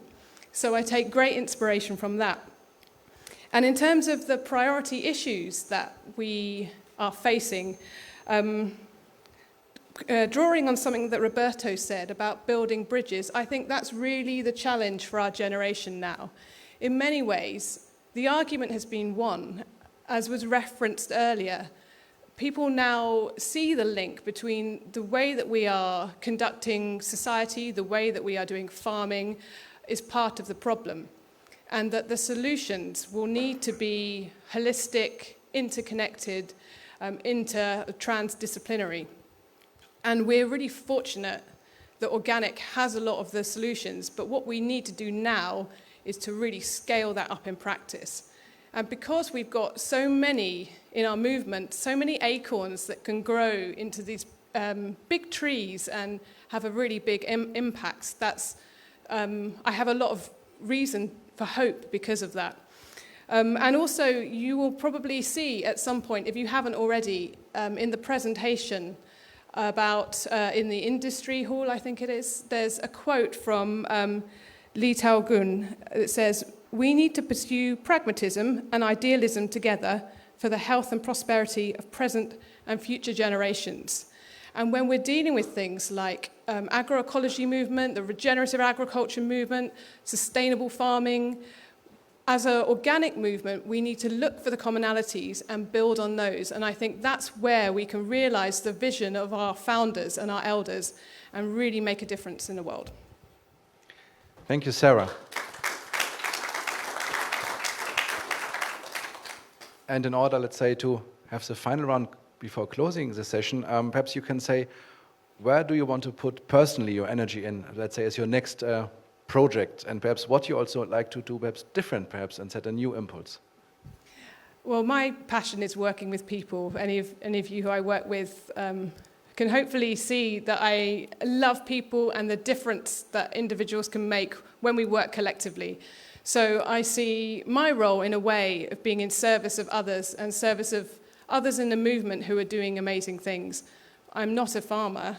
I want to work with those who farm to uplift what you're doing and what policymakers are doing, and to really collectively build the excellence within our community. So I think that's really where I see my role and what I'm excited about. Thank you. And Tia, yeah, exactly, sorry. Tia, so where you see, let's say, your next midterm project and your energy focus and perhaps your personal approach to what we can expect from you in the future? So like I mentioned, I'm also working with Nagaland Organic Connect, and we work with the communities in Nagaland, and as Hardy Vogt had mentioned, organics is not a final solution. We have to also consider social and cultural differences, and that is something that is very prevalent back home. One area that we particularly want to focus on is creating an organic policy for our state. And that is something that we are working with the state government at the moment. Considering all the differences that we have within our culture and within our state, and we hope that the policy would be formulated soon so that it can be implemented at the earliest. Thank you. Thales, in what way will we hear from you in the future? Yes. Well, actually, I want a lot of things, but I have to be realistic that I'm just one. So, as now part of INOFO, even here in Roberto, when he was speaking that he was part of the born of INOFO, it was nice, and I would like to carry it on as a global organization that connect us farmers around the world, different continents and regions, and promoting this exchange experience that's amazing and rich for us as farmers to grow up and bring on this organic message around locally, regionally, and globally. So that's it. Thank you. Thank you so much, Thales. Okay, thank you all for coming on the stage, telling, let's say, your perspective. And yeah, we will see you in future even more. So we would...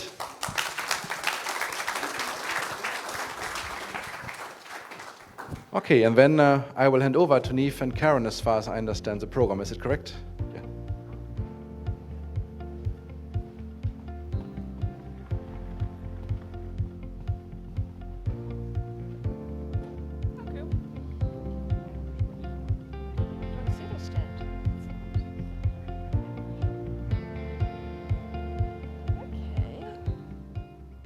Hello, everyone, again. Good to see your smiling faces again. We're here to talk about Organics for All, which is, one of the theme of the conference, and one of the outputs of the conference is to develop a declaration on organics for all. So I just wanted to maybe set a little bit of the scene for that. And again, I'm going to be going back to the Pacific. My Prime Minister, the Prime Minister of Samoa, made her maiden speech at the UN General Assembly last week. And she said to the world leaders, "Hunger not for the fish at the risk of ruining your net." And to me, that really sums up what we've done to our planet and our food system. We have hungered and been greedy for the fish, and as a result, we have ruined our net. We have damaged the ecosystem to an extent where it almost can't look after us anymore. And if we continue, it won't be able to. We've taken so much for granted. We've destroyed soils and forests, and it can't go on. which is why this idea of organics for all as part of that solution is so important and can have so much power. And what that means, and we sort of put together a few thoughts on what it means, but ultimately it's going to be you that decides what this means for us. But to grow food in a way that nourishes soil, preserves biodiversity, tackles climate change, and it means a food system that pays farmers and farm workers fair prices and gives everyone access to organic knowledge and practice. Now, I'm going to ask you to close your eyes for a few seconds. Not long, don't worry. And I want you to look into your heart, and this comes back to what Hardy said. It's not just about what we think, it's about what we feel that makes things happen. And I want you to, with your eyes closed, imagine a food system built on the principles of health, ecology, fairness, and care, covering all the dimensions of sustainability: the environment, society, economy, culture, accountability. Place yourself somewhere. It might be your farm. It might be eating with friends or family, out buying street food. It might be on a bushwalk or a hike. What does it look like? What does it smell like? What does it sound like? How do the people look? Imagine a world transformed by a truly nourishing food system. Not just one where there's no one left behind, as I said before, but where all have the opportunity to thrive. Now you can open your eyes. That's the future we're all part of building here. It's why we're all here, to make our contribution to Organics for All.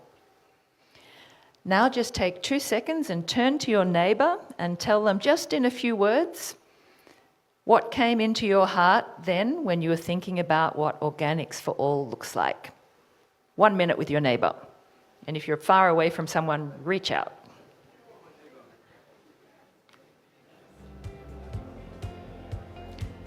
Okay, if there's one thing I know about the organic movement, you give them an opportunity to talk, and it might take a while.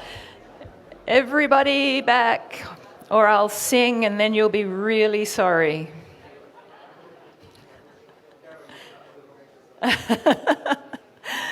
Okay, thanks everyone. Now just before I hand over to Neve, now I want you to keep all that in your minds as we move forward and as we move into the exercise on this tomorrow. Hello. Earth to Organic movement. So, some very intense conversations. We're going to have a great Organics for All declaration, I can tell. Okay. Before I hand it back to Neve to talk about the practicalities of how we're going to do this exercise and develop this declaration over the next couple of days, I wanted to say that this declaration is about inspiration and aspiration. So when you develop it, we don't want to get too much into the weeds and too much about, thinking how things are going to happen. This is about inspiring people. Because as much as we need nourishing food and a safe environment, we also need beauty and we need hope and we need a vision for people to work towards. So to get your creative juices flowing even further, I found a poem last night.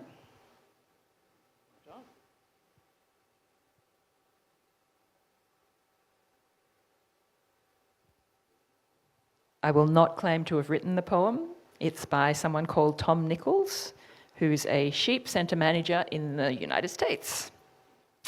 And it's about artisanal agriculture, the A to Z of artisanal agriculture. A is for artisanal agriculture, an industry on the rise. B is for broccoli and blueberries in your weekly CSA surprise. D is for organic dairies with cows eating grass. F is for fermentation of the green grapes in your glass. H is for hitching up horses, hoeing and heritage herbs. I is for independence, escaping jobs in the burbs. K is for kids, schooled at home. L is for lifestyle, local lamb and loam. M is for market mornings, muffins and mittens ordered by mail. N is for newsletters, neighbours, and negotiating a sale. O, organics at Safeway? Now what's up with that? P is for petunias, peonies, and picking peas into your hat.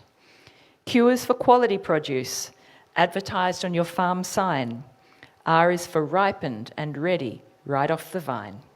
S is for seeds, sustainability, and grass-fed steaks that are prime. T is for turning compost, tilth, and taking your time. U is for unpasteurized, unadulterated, unconventional, and underpaid. V is for variety of the friends that you've made. W is for worms, weeds, and worrying about the weather. X is for lending an extra hand and experiencing new things together. Why go the extra mile? Why, it's all the little things that make you smile. Z is for zucchini. Take plenty, it's free. That's it, artisanal agriculture, A to Z.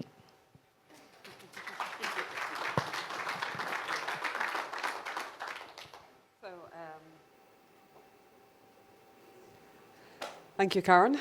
Now I have to follow up with some hard work after all of that wonderful inspiration. So as Karen said, we are working on a conference declaration, Organics for All, and we are trying to think about a way we can get input from everyone, but also in a way that's a little bit easy for us to talk about it and deliver something on the final day.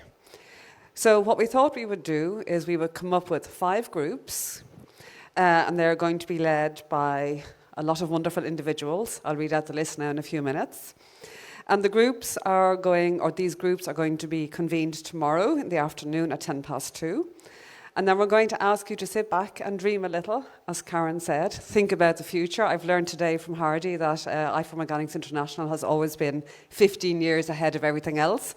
Maybe we're also going to be 15 years ahead of everything else now with Organics for All. And think of 10 actions. 10 actions that could help us achieve a world where there is organics for all. And based on what Karen was saying, it is our chance to maybe be in charge of everything, to think about how we want our world to look. I'm going to say 15 years from now, taking up again on the inspiration from Hardy about how we're always 15 years ahead of ourselves. So there are going to be 5 groups. And I'm going to read out the titles of the groups and the leaders of the groups. And then you can think about, over the rest of today and tomorrow, how you want to contribute to this. We're going to have a group looking at organic policy and regulation. And the group leaders there are going to be Miyoshi Satoko, Marion Blom, and Sarah Compson. So 3 wonderful women out there spearheading change. Then we're going to have group 2, which is organic production. There our leaders are going to be Bob Quinn and Fortunate Naikanda. Also, I think, very inspiring people who can really think about how farming can move forward and look in the future. Organic advocacy, there we have Julia Lerneau and Paul Holmbeck. I think there we'll also get some interesting input. Community work, we're going to ask Bernard Geyer and Bablu Ganguly from India to bring together the different perspectives of community work they've been doing over a number of decades, I guess, at this point. And then finally, organic entrepreneurship. We are going to ask Talis Mendoza, who we've just heard about, and Alejandro Espinoza, who is in charge of capacity development at IFOAM Organics International, to think about how organic entrepreneurship can contribute to Organics for All. So that would be tomorrow. Before I finish up for now, I also want to ask Patrick, who works with me in communications, to stand up for a second. He's here with his video camera.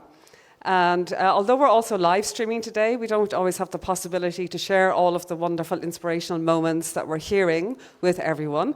So he's going to approach you, or you can also approach him, and we'd like to do some short videos. Maybe 1 minute where you tell us a little bit about what brought you to IFOAM, how you see the future, or just your own personal experience and journey of being in organic agriculture. So there's Patrick. He will be chasing you, but feel free also to chase him down, and let's see how many videos we can get together. So surprisingly for IFOAM, Organics International, we're ahead of schedule. So, yeah. 15 years. 15 years ahead of everything, but not 15 years ahead in the schedule. So that means we all get to have a little bit of a mingle and a socialise, and, you know, this is an important part of coming together as well, is to actually be together. We were a little worried that the conference was really packed, so it's great to have a little bit of extra space to socialise and catch up with old friends and make new friends before we all jump on the bus and go to lunch together. So thank you everyone for this morning.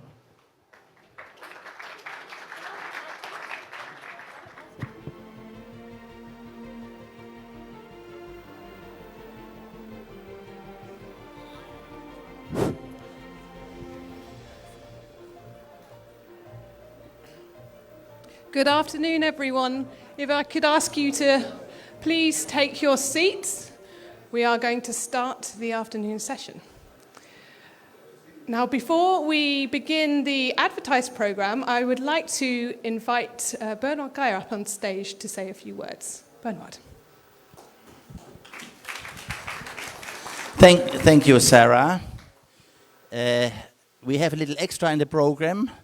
It's not a digestive drink, but it's something similar, exciting. And thanks, Jennifer, that you made this possible. I don't know who was from you yesterday on the other big hall across from the IFOAM hall. There were many wonderful displays. And for me, the most wonderful were when there was these big posters about the organic heroes who had been winning the One World Award.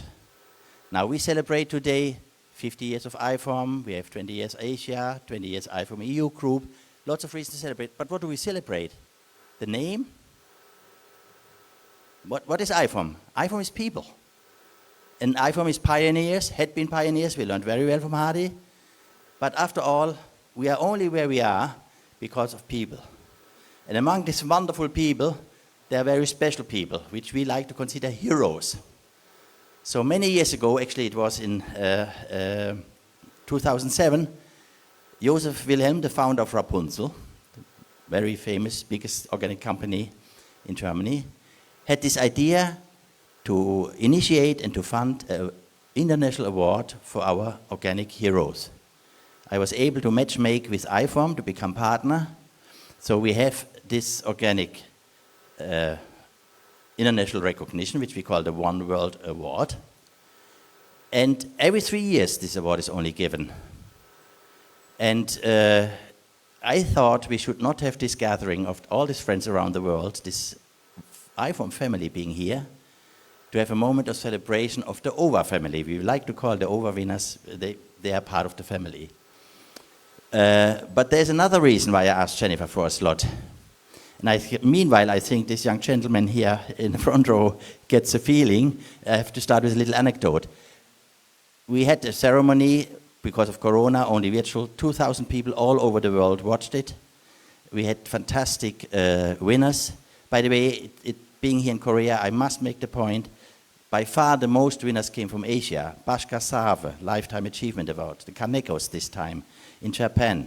Where is our friend here? Timbuktu with Bablu had all been winning the award. Hansa Lim, being in Korea, high respect, Hansa Lim has been gold winner. So 2 weeks ago, Paul said, hey, they received the award virtual. Wasn't there an OVA statue? I didn't answer. It's the first mail I think I didn't answer from you. Because I had already in mind, no, he's right, there is still a statue, because we had not the opportunity to give the gold winner of 2021, Organic Denmark, which was personified by you in Helle, the award. You got the certificate at Biofach, but not the award. So, instead of a laudatio, I could now explain why you merit the award. Instead of the laudatio, me as being also a filmmaker, and together with Daniel Mundig, we present you the film so you understand what it takes to become a One World Award gold winner. It takes a lot, and let's be impressed about Organic Denmark, and Paul will take us for a ride to see it.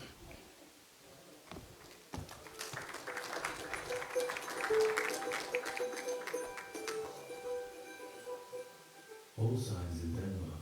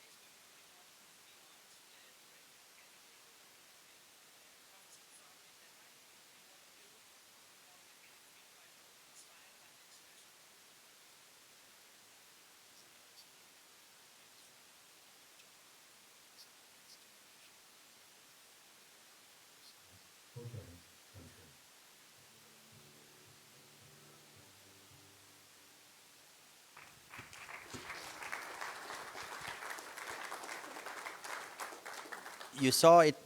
It takes a lot to get the organic, the One World Golden Award. You have to become world champion, as Denmark is the world champion when it comes to organic markets, with a lot of inspirations. Now, I just want to point out, if you get the OVA, this has consequences, because I think in a way, Pablo, it can be said, you found back to IFOAM through the OVA, and look, he ends up as vice president, so Paul, be prepared. You ended up already in the World Board. So I would like, of course, before I ask Paul on stage, I would like to ask Julia to come, because she is now here in a double function. She's representing IFOAM as part of the OVA Award, but she's also a jury member, and she has casted her vote for the winners. And she's the right person, I think, to hand you over, the Lady OVA. And I ask Pablo, please, because you also OVA winner. I ask you to come on stage and join Paul when he gets the award, because you have experienced how it is to get the award in a real gala. And I invite you to stay for all the other One World Award winners who are so fantastic. And if you want to learn more, if you got interested and excited about One World, go to the webpage, One-World-Award. You will find nice films, nice storytelling about wonderful people, our organic heroes. So, but now, Paul, it's time with a round of applause, as they like to say in Korea. Please come up on stage.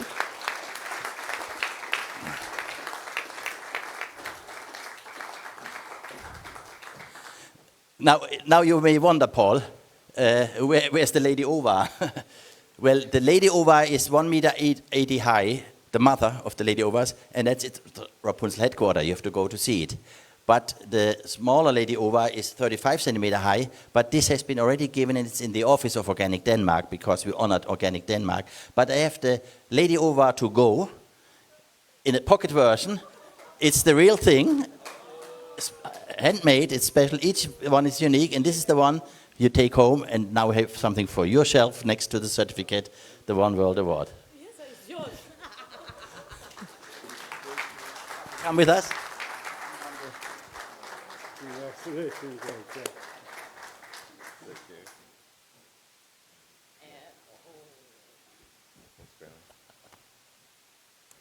Okay, now we have an official picture for the IFOAM World and the Rapunzel Friends. You must join us.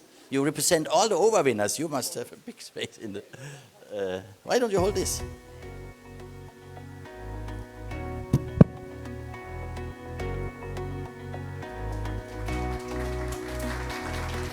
Thank you for making this festive moment for our friend here.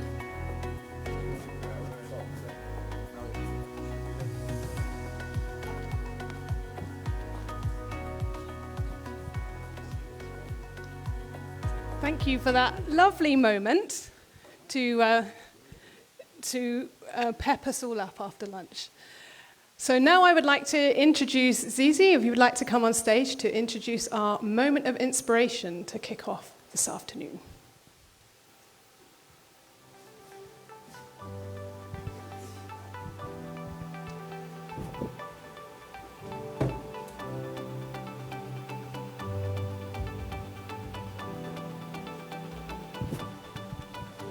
Okay.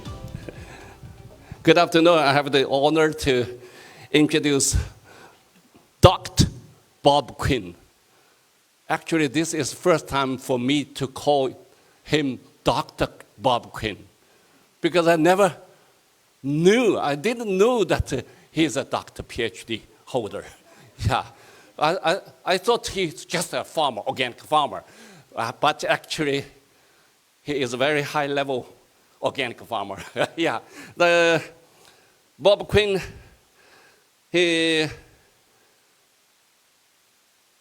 he got his PhD in 1976, yeah, in UC Davis, in plant biochemistry.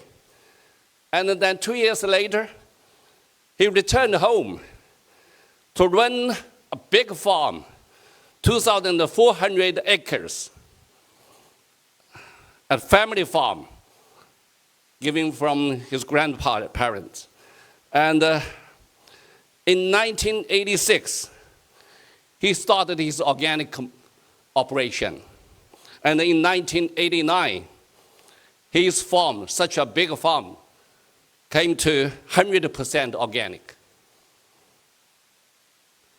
And Bob has been involved in many, many organizations, establishment and running, and also in for OCIA, Montana branch. He was in the USDA National Standards Board and the Organic Trade Association, National Organic Leadership. He got the National Organic Leadership Award and the National Organic Pioneer Award, many, many awards. And he is now working to create a 700-acre regenerative organic research and education institute. So this is great.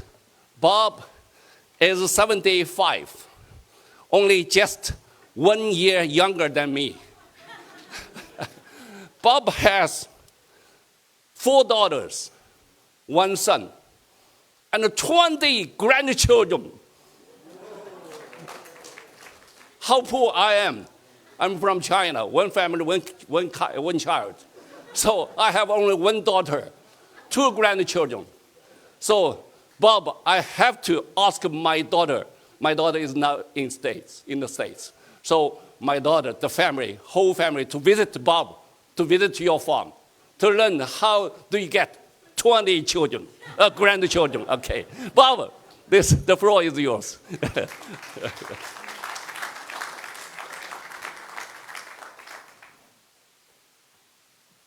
Bob is always with his hat. This is his character. And yeah, every time we met each other, we have a picture together.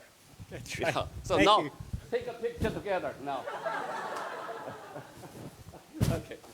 Thank you so much.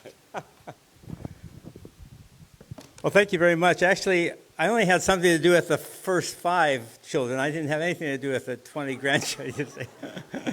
My kids took care of that on themselves. But anyway, it's a great joy, and it's a great joy to be here. I tell you, I just never cease to be amazed and inspired, and every hour that goes by is something new and exciting, and I love the video. I love the talk this morning, and I love meeting again so many of my friends and making new ones here in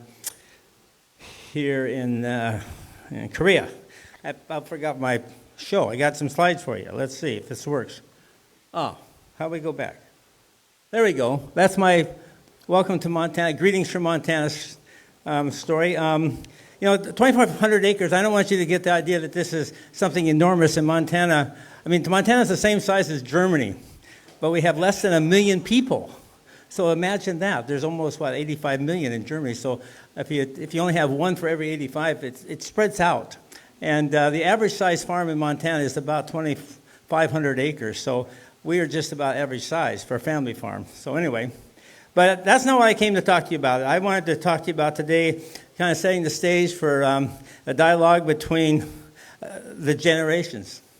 And for those of you that have a farm or in farming, speaking about dialogue between generations should come quite easily to understand, because if your family farm has been handed down, I mean, that's a really important part of it. If you don't have dialogue between the generations, you're passing down a family business or family farm, it's going to go bumpy. And the more dialogue you have, the easier it can go, and the more success you're probably going to have in keeping that family farm or that family business going. So I saw this firsthand growing up.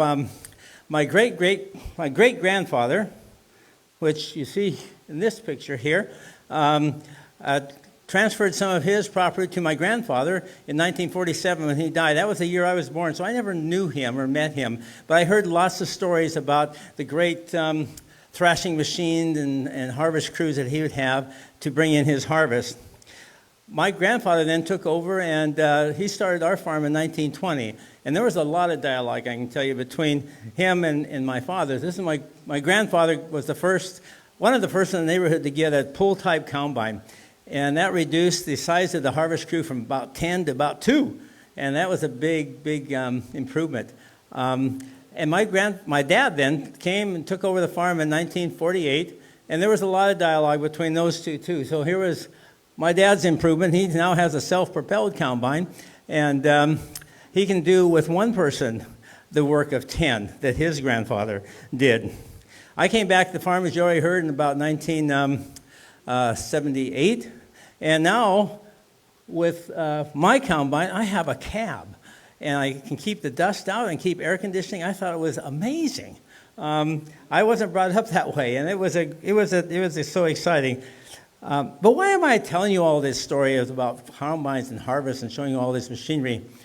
Well, I tell you why. Because I think that we here are on the very cusp of a fantastic and exciting harvest. And that harvest is due to the efforts of pioneers who 50 years ago planted seeds and tended them and nourished them and inspired others to do the same all over the world and really contributed to a worldwide revolution in organic agriculture. And when I speak of revolution, I'm not speaking of the kind that is made up of guns and hate and fighting with one another. I'm talking about a revolution to change the way we farm, a revolution that is based on kindness and cooperation, connected with bringing life and vitality back to our soils and back to our food and back to our community and our people. In this revolution, there won't be winners and losers, and the winners will not impose their will upon the losers. Everyone will see the standard that we are raising and want to join, because what we are offering is better health and better nutrition and a better life. Everybody wins. There are no losers in this revolution. So the vision of a few has turned into the passion of many. And what we see here today is just some of that passion being kind of shared with us. Many here have known some of these pioneers personally, and it's really a great time to share those stories, which we've already heard many of, with the next generation. I think it would be great if we could do this every 10 years or so, because the pioneers keep going on and leaving their realm, and the next ones step forward, and then it's their turn.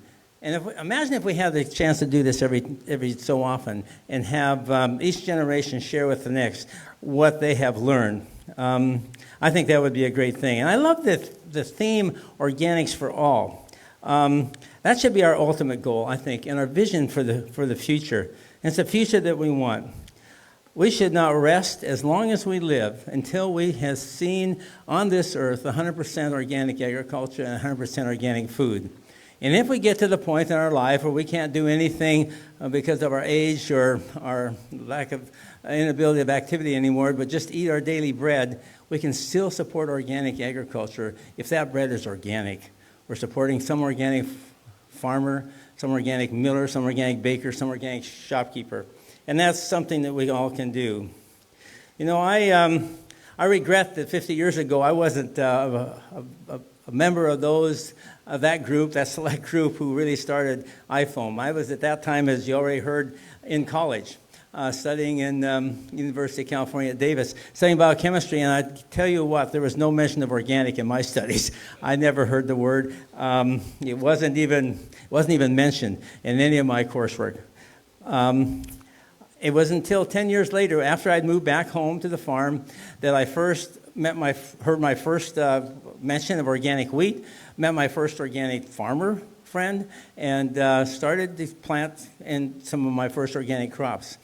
I was almost an immediate convert, and that's a whole other story, but I loved it, and I had a great passion to try to figure it out. We didn't have, in Montana, we don't have centuries of history of knowing how to grow sustainably anything.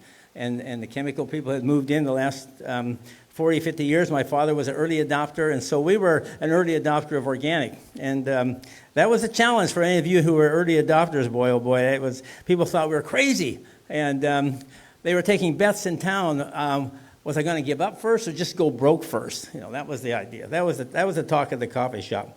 So anyway, just as it's important for farmers and farms to talk about from one generation to the next of how to do it and how to transition that farm, it's also important for organizations like IFOAM to have the same experience, to share what we have experienced, our successes and our failures, and try to help the next generation who will soon be in the driver's seat.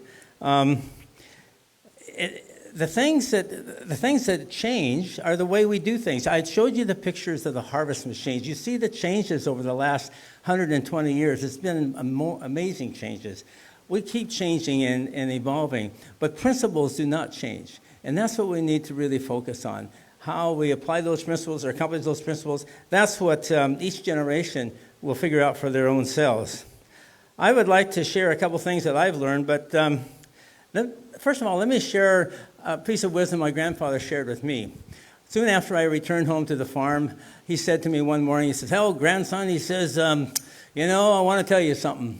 He says, "If you're losing money on every head of cows you sell, it's hard to make it up in volume." And I always thought about that, and I thought, you know, that's really true. If you're going the wrong direction, it doesn't matter if you're going to work harder at it. If you're doing something, and it doesn't matter if you're doing it faster, because if you're going the wrong way, it doesn't help you to get there faster. So the best thing to do is know where you're going and know how to get there, and then stick to that. So just a couple of things I'd like to share with you in conclusion is, first, I'd say never give up. And then don't be discouraged with setbacks. Everybody's going to have setbacks. Use them for learning opportunities. Don't be discouraged if people are against you and don't agree with you. Try to help them understand what you're trying to do in a better way of really, in our case, farming and living and eating. And the thing that I've come to notice, that if you believe you can do something or you believe you can't do something, either way, most of the time you're right. So you might as well believe that you can and be optimistic and try to make that come true. You know, I really like IFOAM's principles of organic agriculture, especially the principle of ecology. I think the real true organic, I think of that as mimicking nature. And the more we can mimic nature, the more successful and the more sustainable and the more likely we will be to succeed. And so the thing that I think I'm concerned about, a few things of course, but one thing I'd encourage you to watch out for is the industrialization of organic. You know, now we have the organic industry. We used to call it a movement. I still do. I think that's the best way to think of it. But we have a growing segment that really is seeing now an opportunity to do it in their old way, their old pattern, the pattern that we try to replace. And they're talking about feeding plants organic food instead of feeding the soil, you see. And so this is the kind of thing I really caution you to watch out for. Watch out for consolidations of organic processing and distribution. It destroys organic communities, and we don't want to go back to that. We're trying to escape from that. So we want to promote soil health and soil security and food security through local production, through local processing, as much as possible. Another principle I really like is the principle of health. And in our teaching and education about health, I hope we will always combine the two ideas of food and health by putting together the chain that healthy soils produce healthy food, which also goes to produce healthy people.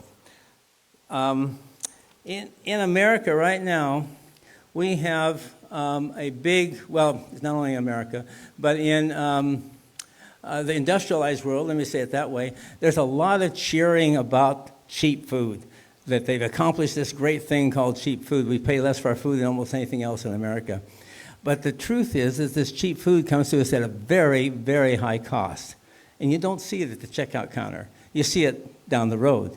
You see it when farmers are going broke because they can no longer pay their bills with the low prices they're getting at the farm gate and pay all the high cost of inputs. When the farmers go broke, the communities that they support, the rural communities, start to decline. We have a huge cost for cleanup of poisons and chemicals that have been spewed over the whole earth, as it were, and now must be cleaned up and reckoned with. But the biggest cost, I think, to us is our health. In America today, we have 60% of the entire population. Imagine, that's over half. 60% has at least one chronic disease. That's nothing to brag about, and I hope none of you follow that example. That's a very bad example. Organic has the solutions to some of that, because most of that problem is coming from the food that we're consuming in America that's making us sick. And finally, and one more thought about the link in the chain, and that's about seeds. I would hope that we would start to focus on seeds which produce high nutritional value, high nutrient density in our food. You know, with the big push on high yields over the last 50 or 60 years, a lot of heirloom seeds and ancient seeds have been just cast aside because their yields are not making the grade. I think the grade we should really look toward is the grade of nutrition. And that should be our number one selection criteria. Yield should be somewhere number 2 down the road.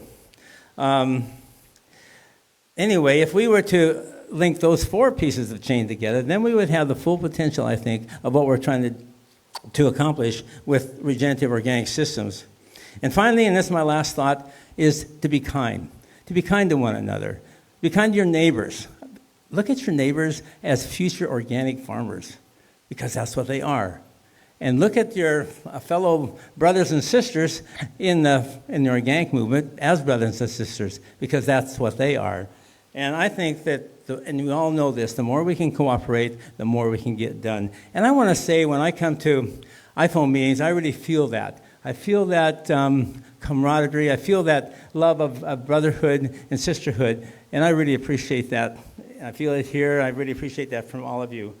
So in closing, let me say to the rising generation that our generation has worked hard for the last 40 or 50 years to open the door to the idea of organic for all. And now what remains is to finish the job, to walk through that door and to turn the dream we have of organic for all into reality. And I think that in the next 30 to 35 years, with effort and determination, you can do that. So my brothers and sisters, I wish you Godspeed in fulfilling that vision, and good luck. Thank you.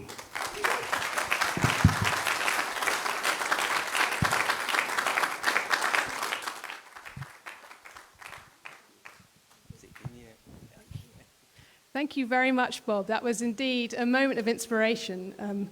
Really great sentiment and a lot for us to think about going into our next session. So I would like to start off this afternoon's session. Oh, we got the slide back. A dialogue between the generations. Now, I don't want to say older and younger generations, because you'll see that it's not quite fair to say that. So we're going to say more experienced generation than younger generation. So could I please invite on stage Marion Blom from IFOAM Organics Europe. She's Vice President of IFOAM Organics Europe. Marion, you'd like to come up? And also, thank you, Karen Mapazoa, who you'll be familiar with, IFOAM Organics International President.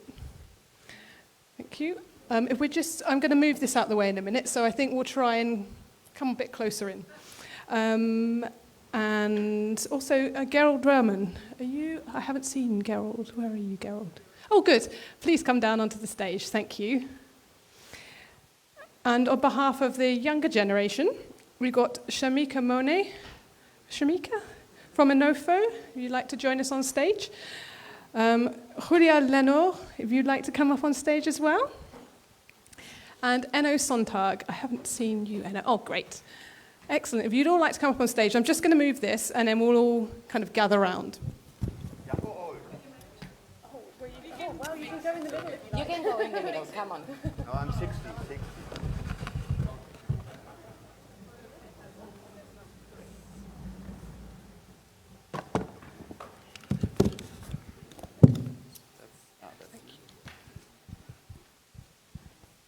Right, are we all in? Great. Oh, yes, thank you, Julia. She's much more experienced on the stage than me, so she thinks about these things. Thank you. Okay, so we are going to start. Where should we start? Marion, let's start with you. Can I please invite you to give a statement about how you see the role of organics in the world today, the successes, but also the challenges, and what we need to do to get more organic in the world. Thank you. And I must say that already, having such great speakers before me, I I'm afraid I'm going to repeat a lot of it. We already learned so much. We've seen so much already of the past and the future and the things we have to take care of.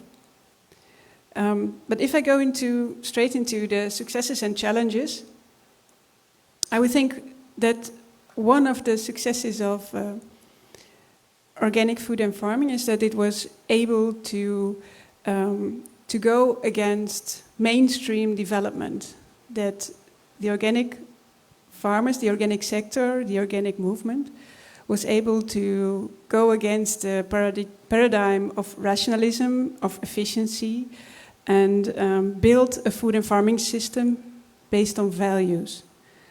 And I think that is one big achievement. And the other really big success is that there was an ability, there was the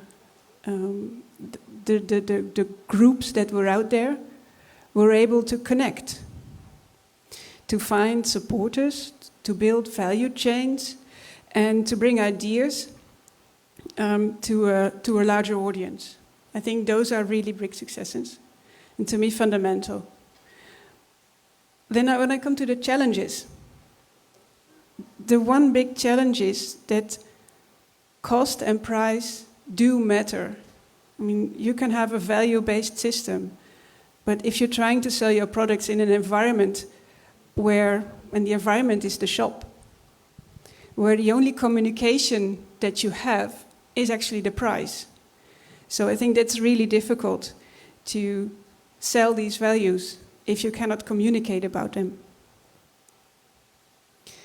And the other challenge I see for the organic movement and the sector is that a lot of organic goods are produced based on some of the principles of the organic movement. They are based on ecology. But they are sold sort of profiting from the aura of the holistic view. And that's, I think, quite a weak point, that we speak about the principles, and I think they're on many websites of many organizations and companies, but what we really produce is not based on all the principles. And I think that is something that should be improved, or we should work on that. So these are the two challenges I would see. And then when I come to the part where how can we achieve global recognition? And then I thought, is this about the market or is this about IFOAM? But I thought about it in the sense of the movement. And global recognition, I find it such an abstract word. I have an issue. I have an issue with many words, but this one, because global is abstract, but global is the globe, is about people. It's like Bernward said, we're speaking about people when we want to achieve something. And how can we achieve the recognition of people? People in high places, in world organizations, I think we have to be able to sit at the same table and speak with them. I mean, that's one thing. But the other, just as important thing is that we have, as a movement, I think we have to try and enable people locally. Enable them, empower them, emancipate them. So the local level is where you have to build your alliances, where you have to start. And not only that, but again, to connect these. So I don't think you can do everything from one point, but there are many good things happening on a local level, but we have to support it. And it's a big work, but I think that's where the work lies when we want to have this global recognition. Great, thank you very much, Marion. Wonderful thoughts, and echoing some of what Bob just said as well, which is it's a good sign, I think. Karen, could we move on to you now? Sure. What Marion said. Okay. That's next. Now it's going to get very difficult by the end, I think. So, successes. Well, we've had many successes, and I really think that piece about maintaining our values, maintaining a production system and a way of thinking that's based on principles rather than anything else is one of the biggest successes when we live in a world when often they're the first things that go, but we haven't let them go. And I think there's also a success in the fact that we are still the minority in some ways. And when you're the minority, it's often sort of easy to be convinced that you're wrong, but we have such a dedicated, deep support base and deep roots that have continued to work through, based on those principles, taking that message forward step by step, farmer by farmer, over time. We survived the Green Revolution and still provide an alternative and a message that is critical for the future. I think they're sort of some of the deeper successes. Then there's other things about, our recognition now around UN processes and how that message and what we talk about in organic agriculture is being picked up and utilised as one of the solutions to the global challenges. I think that is also a success. With that comes a challenge for us. And I think our challenge now is to really embrace those opportunities and take them forward. One other success I think we've had, and it's displayed on this panel, is that we have moved in a world where gender is still a real challenge to having a much stronger representation of women in leadership, in farming.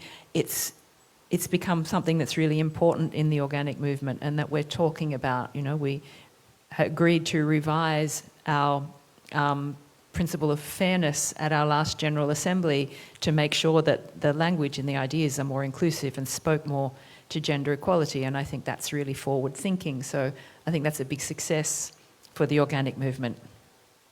Challenges. We are still a little bit of a club. We keep to ourselves, and that community is really important because community is what we grow from. It's where we get our nourishment in many ways. But if you're looking to get somewhere, if you're looking down, you don't get there. We navigate by looking at the stars.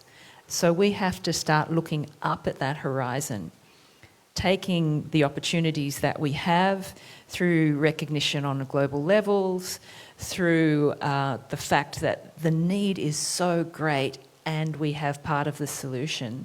The fact that people are looking for community and connection that can be found through not only organic agriculture but the sort of organic way of life. We need to be able to embrace that, and we've got to look up and see those opportunities in order to do it. I think another challenge that we've had is that we have missed a really important part of the conversation around sustainability and agricultural systems and people, in that we don't talk about Indigenous production systems. And we've heard multiple times today about how we are not separate from the soil. We're connected. And the people who understand and articulate this best are people living rooted in Indigenous cultures, where that idea of connection and oneness is really integral to being. And I think that's a conversation we could have more of to build our understanding as a global organic network and take organics into, that different way of thinking and being, and just bring it forward a little bit more in a holistic sense. That's not to the exclusion of science, because Indigenous science is just as valid as modern science. They're two sides of the one coin, I think. What else do I need to say? I think that's it. I mean, you said some great things. I've been scribbling them down. The other bit was, what do we need to do to gain more global recognition of organic as a solution? Just be bold, I think. And I think this comes again from being a minority. Sometimes when we express ourselves, we can be a little bit apologetic On the other hand, sometimes we can be a little bit too strident and then immediately people get defensive. So I guess it's about learning more how we can communicate what we've got to offer and engage people in a way that speaks to their needs. You know, we've got a lot of answers and we've got a lot of ideas, but we really as a movement need to learn to understand that when you're talking to a farmer in a field, or you're talking to a politician, or you're talking to, you know, somebody else, an artist, then you need to be able to speak to them in their language, so that we're not excluding people by the language that we use, but we're embracing people by being able to express what we have to offer in ways that they can understand. Wonderful. Thank you very much, Karen. Gerald, can I move straight on to you? Yes, thanks for your touch. That was a scientific touch. Yes, always we are in a special niche. So I'm born on a farm, I'm grown up on a farm, I'm running a farm, I will die on a farm. So when I see the balance between the brain, the knowledge, and the skills with the hands, and the attitude, I can't imagine to work in another atmosphere. That is the people. People make agriculture, people are in this food chain, so the focus must be with people. So it was for me a privilege to travel throughout the world in the last 40 years to have seen thousands of farms everywhere, from the desert to the jungle, from the Nordic to the tropics, from the mountains to the flatlands, from the sea, everywhere. And what I have experienced was that everywhere where I went to conventional farms, a lot of complaints and difficulties and negative attitudes. Going to organic farms, same conditions, you feel a lot of positive attitudes. You have skillful farmers, that is like artists, how to manage things without ingredients. What is for me, I'm trained in conventional farming as a practitioner, it's a simple way of farming. So that inspires me a lot. So, and when she gave me the touch as a scientist, I declare, what is a scientist? First, we collect informations because we are stupid. Zizi, that's the way we do it. Now, and when I see that we collect data, of course, then we generalize this and then we combine it to new questions or solutions. So this is the first main step. And I have learned enormous from farmers, a lot. Globally from anywhere, and I like to listen, and I must say I like more to listen to a farmer than to a policymaker or to even a scientist who declares lab is my working space.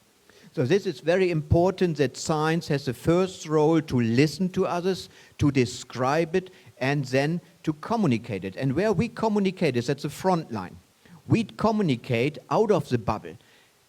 For me, it's no question organic is a good idea, but make promises practicable for everyone, and not only who are already convinced. So when I sit somewhere with policymakers, with critical groups, with farmers who are doubting about organic, they trust science is at least respected, not ideology, not promises or special best farmers who do it. Every farmer is different. So that is why I very much believe that science is a very important part to scale up organic, because others say, okay, it seems to be not just ideology, and it's just more than just promises. So this is a very important part. So that is the scaling up. So when I talk to people who are skeptical, let's call them frontline, they respect when there is a scientific result. And that came up in the last 20 years worldwide, mainly in Europe and US. And the last point where I really like to stress as a scientist, I know farming, and even we promise more than we can very often fulfill. It is not easy to deliver all the food we should deliver. Healthy, enough, affordable. It's a problem when I travel throughout Africa and we do projects running there. That is a challenge for people. Number one, food first. We can't come with climate, with biodiversity. People say they need food. First important. Second important is when we coming to the European area or so, is it really the way the future shall go? So we need good arguments for the sustainability. This is very important. But last but not least, and that's the most important questions, can I have enough income for my family for the next decades. If I have not a good answer, just that you're rescuing the world, I have lost the farmers.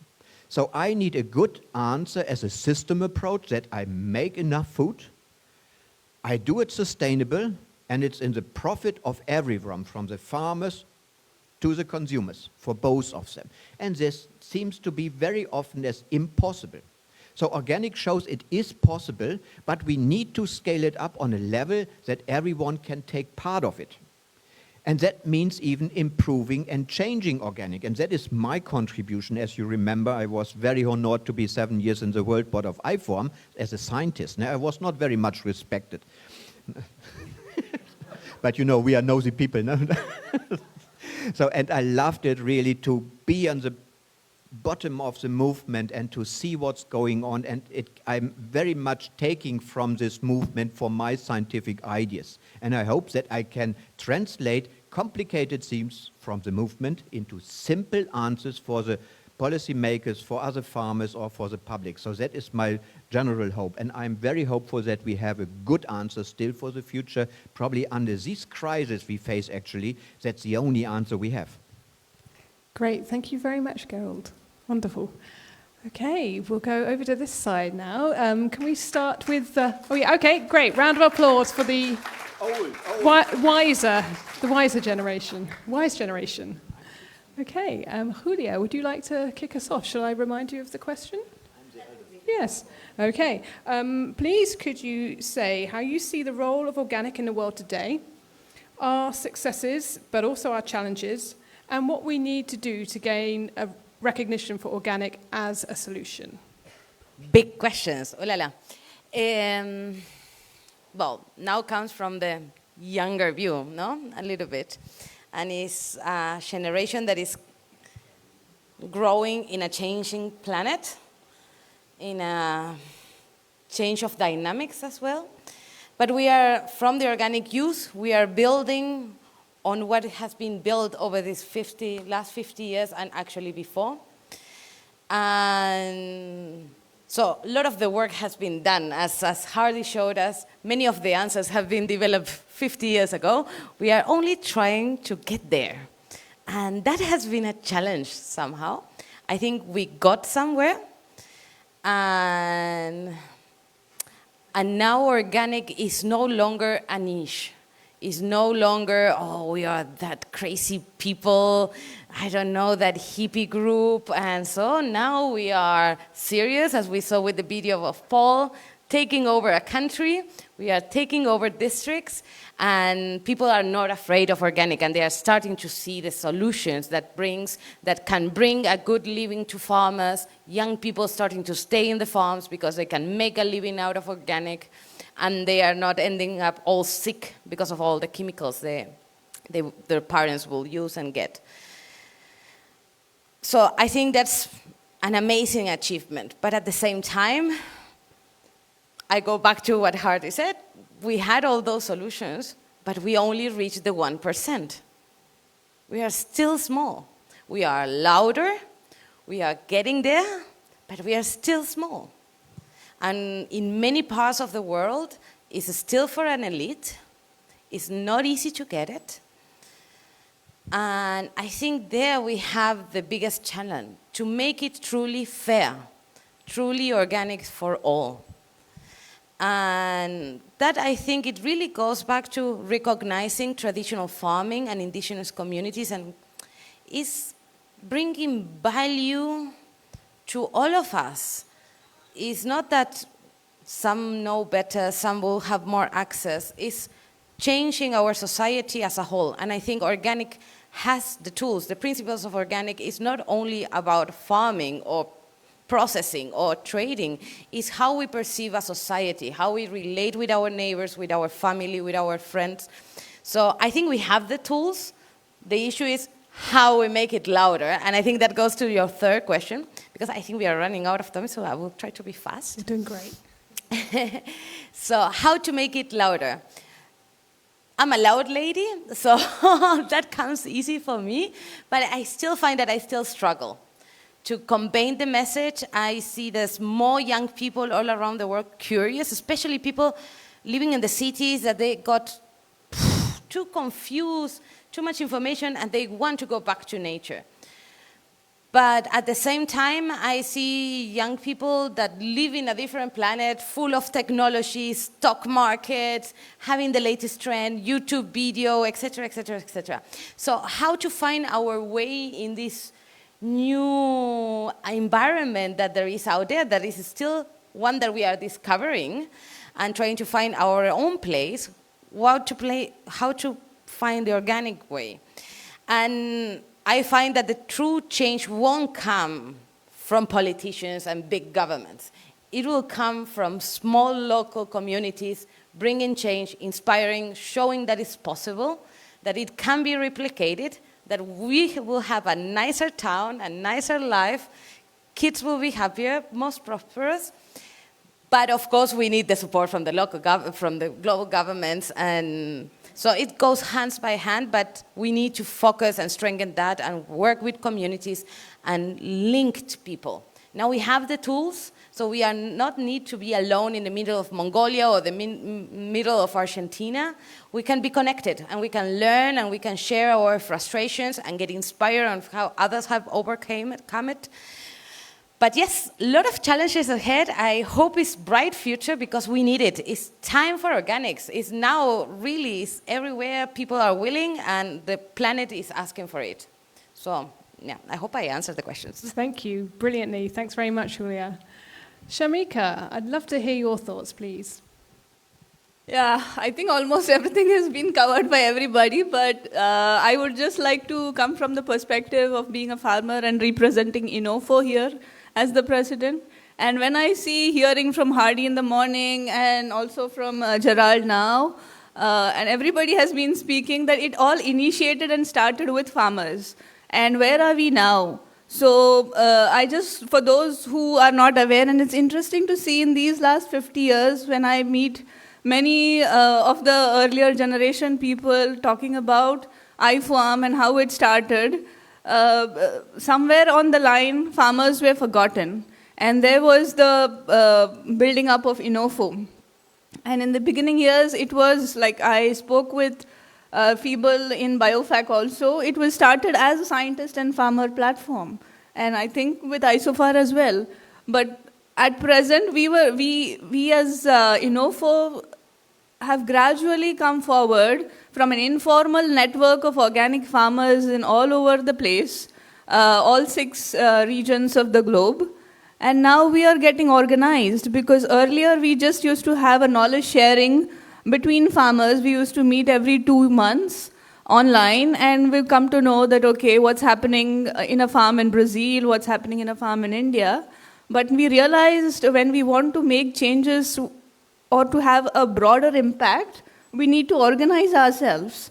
And so what we are doing in INOFO is trying to put our communication channels in place, because otherwise we just lose people on the way and the communication gets lost. I would love, when I represent farmers, I should be able to say, how many farmers do I represent exactly?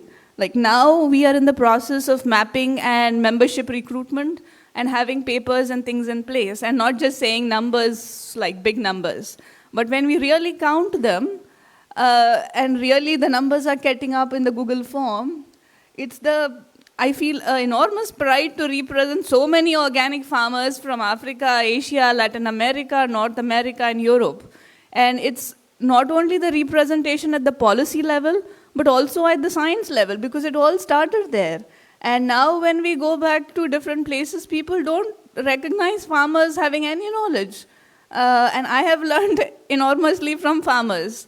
Because I am a researcher turned organic farmer. I was not a traditional farmer myself, but always aspired to be. And here I am, becoming a farmer. And every day I learn so much.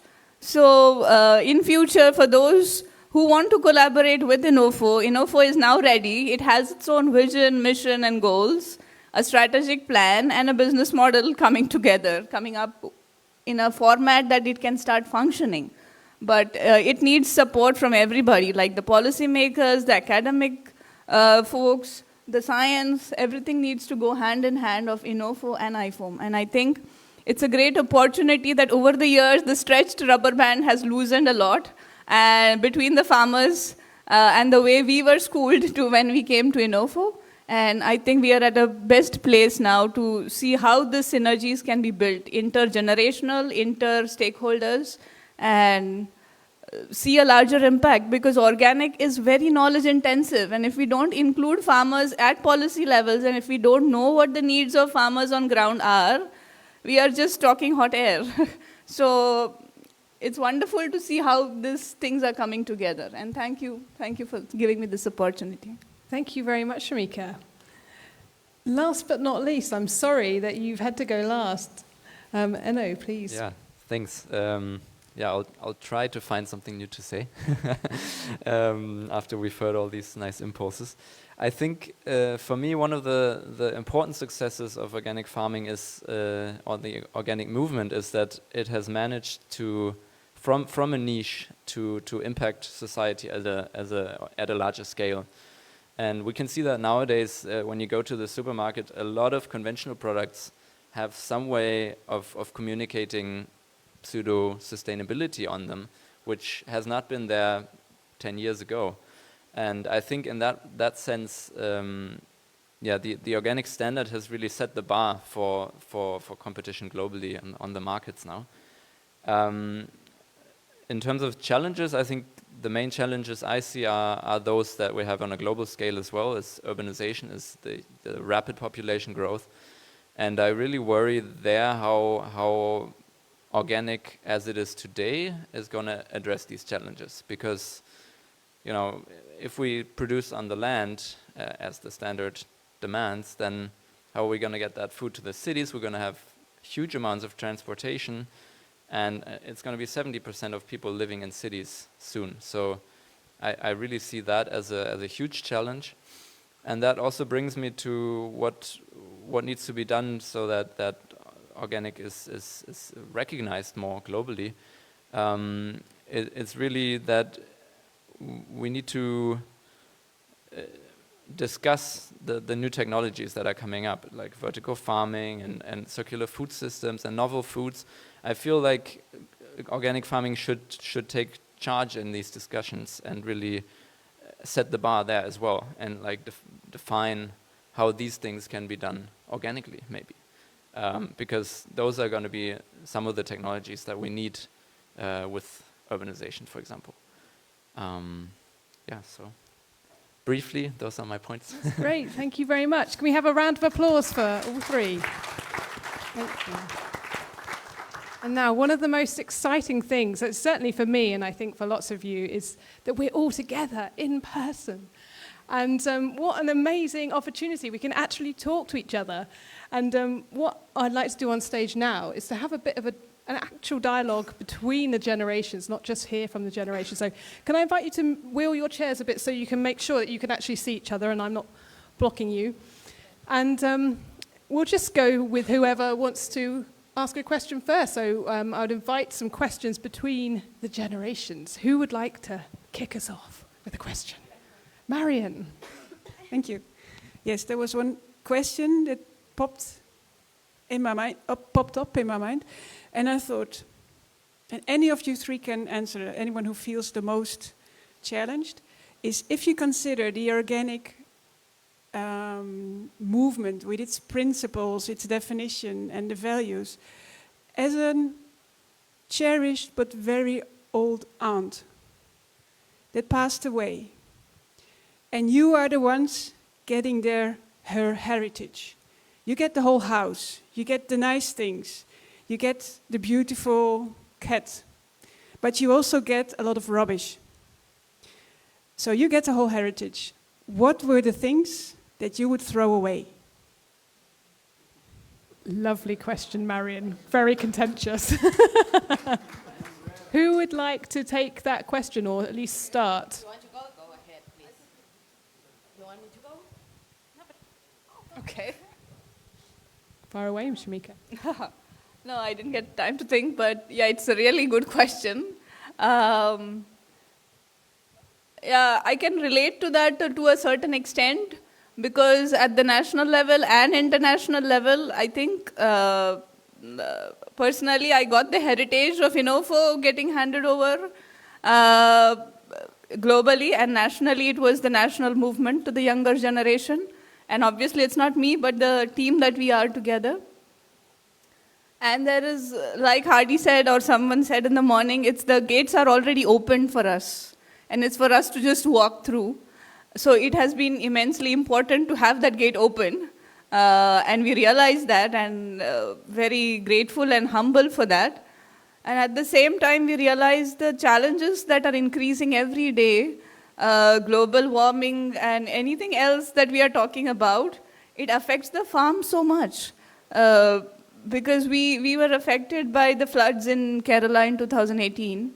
And it has been a terribly different experience from working with farmers and being a farmer myself. There are two different aspects to it. One is where you are actually involved, and the other one is where you are on the periphery and you are telling the farmers to do.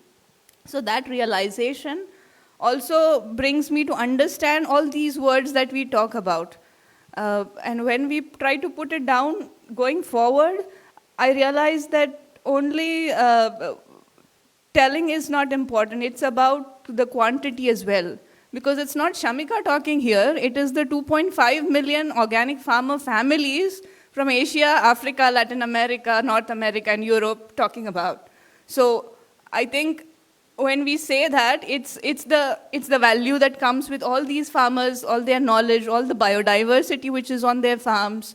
And we don't know how much carbon sequestration happens. Who has documented? Who has the capacities? So all this is what I foresee to do, because I'm a researcher turned organic farmer. And we see how we can do best.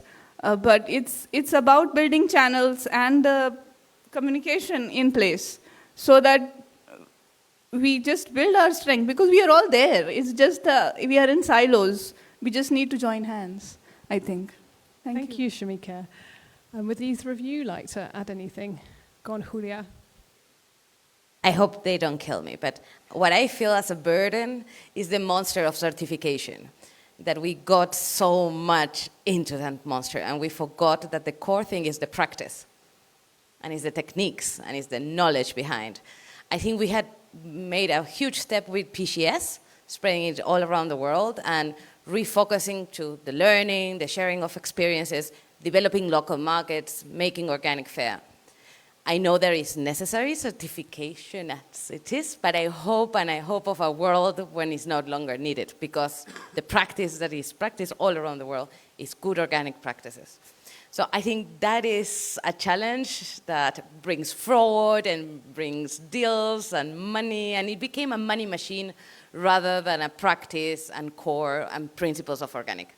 I was afraid when you started to say the principles of organic. I think the principles of organic is what we need to keep having as a flagship. Because, as I said before, for me, it represents the core of a society, of a cosmovision of the world, of humanity as a whole. And I hope if we follow those principles more often in our daily life and as a human beings, we would be in way less troubles than we are today. Thank you, Julia. Would you like to add anything? You don't have to. No. Great. Okay. Who would like to ask the next question? Julia.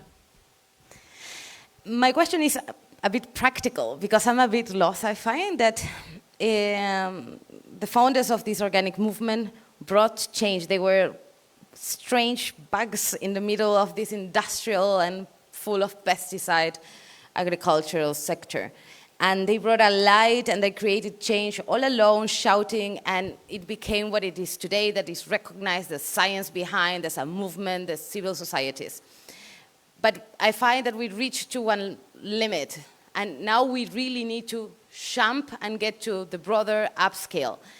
And there I find that I'm a bit lost on how, maybe what inspiration from that experience of being from that limitation, you jumped and created this, how we now jump and go to the future and a true transformation of our food systems. Lovely question, the $1 million question indeed. Who would like to take that? Yeah, we opened the door, now it's up to you.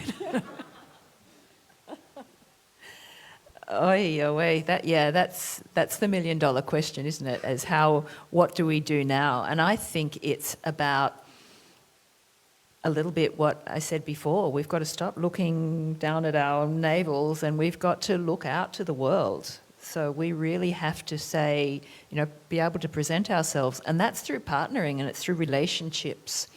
We have a solid base and we've got a lot to offer, but it really is about opening that door really wide and then going through it and getting out of our comfort zone and being equipped to have the complex conversations about why this is the right way for the world to go. But it's just about being bold in new spaces. I've been to many organic conferences. We talk to ourselves all the time.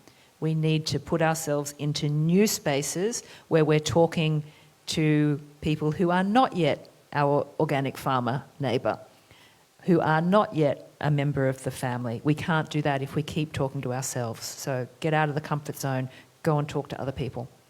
Great challenge. Thank you, Karen. Okay, another question, either side. Shamika. Yeah, I have one for Gerard.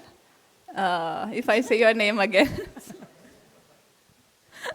No, I'm sure you have great answers, no problem. So it's just about what I have already said. How do you foresee farmers and scientists going together to have a sensible impact when we are in this organic community together?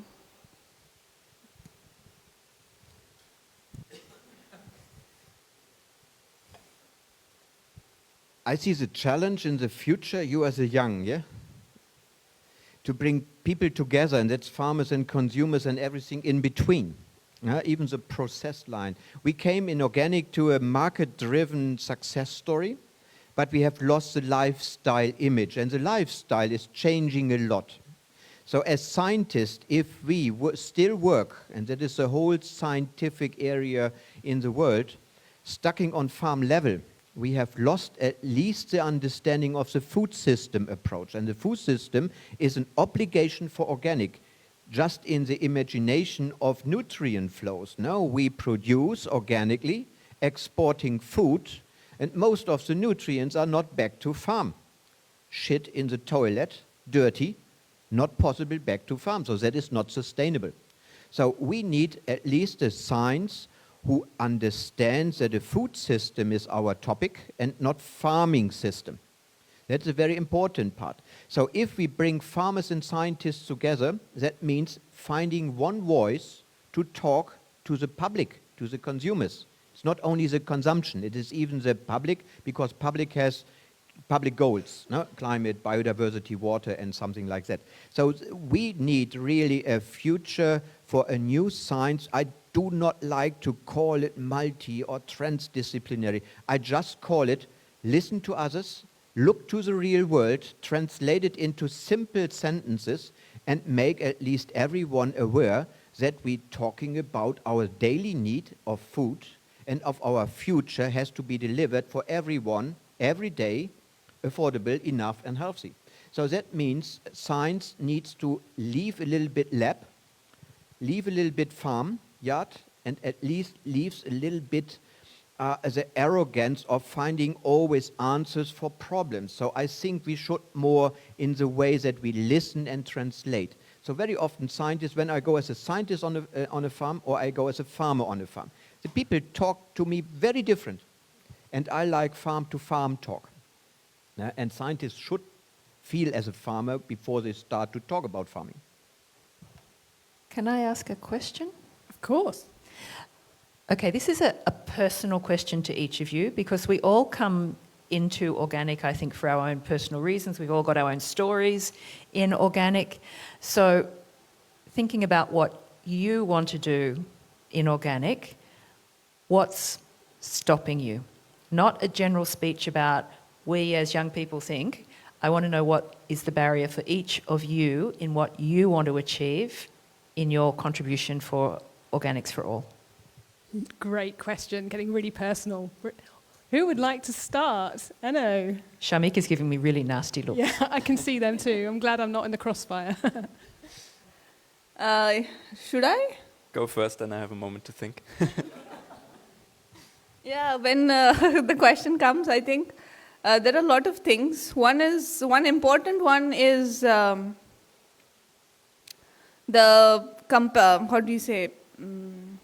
empathy towards farmers is one thing that is lacking or is missing at various fronts. Second is also giving platforms where farmers can bring their voice. So that's INOFO's duty that we are doing. Shamika, And third, you, not all farmers, you. What do you need to do what you want to do? Sorry. And it might be something really practical about your farm. We all have something that gets in our way. So what is it that gets in your way? I think being a farmer and being on these positions of these organizations itself is a big challenge. I have a leased farmland, so we have its own challenges when it comes to a leased farmland. And we have terrible problems of wild pigs destroying our crop every year. We cannot put a permanent fence to protect our rice because you cannot put a permanent fence unless you have your own owned land. So that's a big challenge. And we don't have money to buy a new land, but we want to farm and produce good food. So that's my biggest challenge on farm, to earn a living as well as to produce food enough for the locality. And with that, managing the national and the international global farmers organization, it's a big challenge. Yeah. You're a busy woman. Thank you. Yeah, I had time to think and I came up with something. For me, it's actually the online communication, I think. I've been active in some young people's groups working towards sustainable farming, and what I realized is I really enjoy working with people when you can sit together and you can debate and you can sort of empower each other. But doing that on the computer, it's great because you can speak with people from all over the place, but it's just so boring and I really don't enjoy it. And I think that's really something that's keeping me from doing that networking there, because yeah, I just don't think it's fun that way. Yeah, in Soil Association, we say that after the pandemic, you solve most of the challenges that come up in meetings as you're leaving the meeting room. It's that time when the formal bit has ended. So yeah, that has been, I see that's yeah, that's been missing, definitely. Yeah. So well, there's lots of opportunity here, so we can make the most of that. Julia. Those big eyes. Oh, la, la. For me, I think I'm too anxious, and actually I'm desperate because I see that the world is collapsing and the clock is ticking and change needs to happen 3 weeks ago. But we are in the middle of so many political powers and make some protocols and you need to do it that way. And I'm struggling with that because I'm anxious and I think we have the tools, we have to do it, and why are we wasting our time in internal fights or in, I don't know, so many things. But I have to remember we are humans and we have this little muscle in our head that sometimes creates more trouble than solutions. But yes, I think, yeah, I'm very worried about the world and the days are passing. We are almost at the end of the year, and we see the mornings are very fresh, and in the afternoon it's extremely hot. And I was talking with the locals, and they said, this used to be like this 3 years ago. And in Argentina, we had almost no rain this year, and the change needs to happen now. And that, yeah, I think that is what doesn't allow me to sleep so well that night. Thank you, Julia. I think that a lot of us can relate to that across the generations. Any other questions? Yes, Gerald. Shamika, I will not ask you the question, how can we improve the relation between farmers and scientists? But I work very often in India, and I hear a lot of sentences from the public speakers that it's a Western world concept. And white old man did it. No? And what do you think?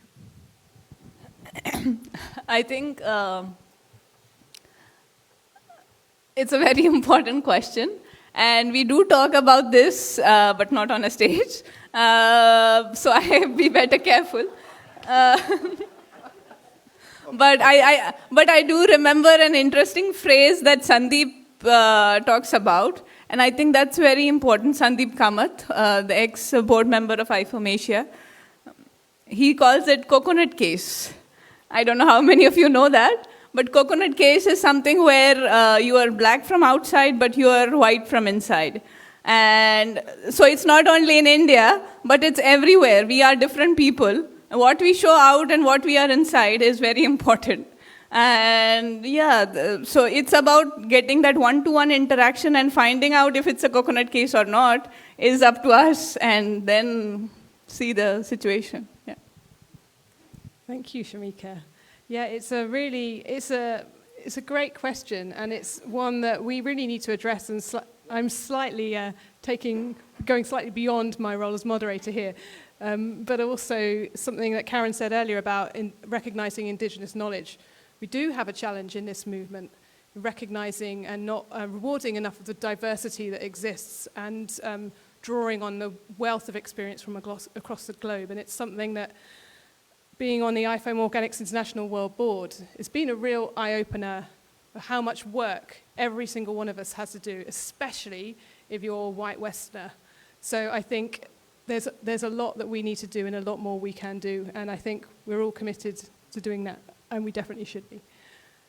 Any further questions? Okay, yeah, we've got some time for a question from the audience. How long have we got? We're going to finish in 8 minutes, so I'll come down with the microphone.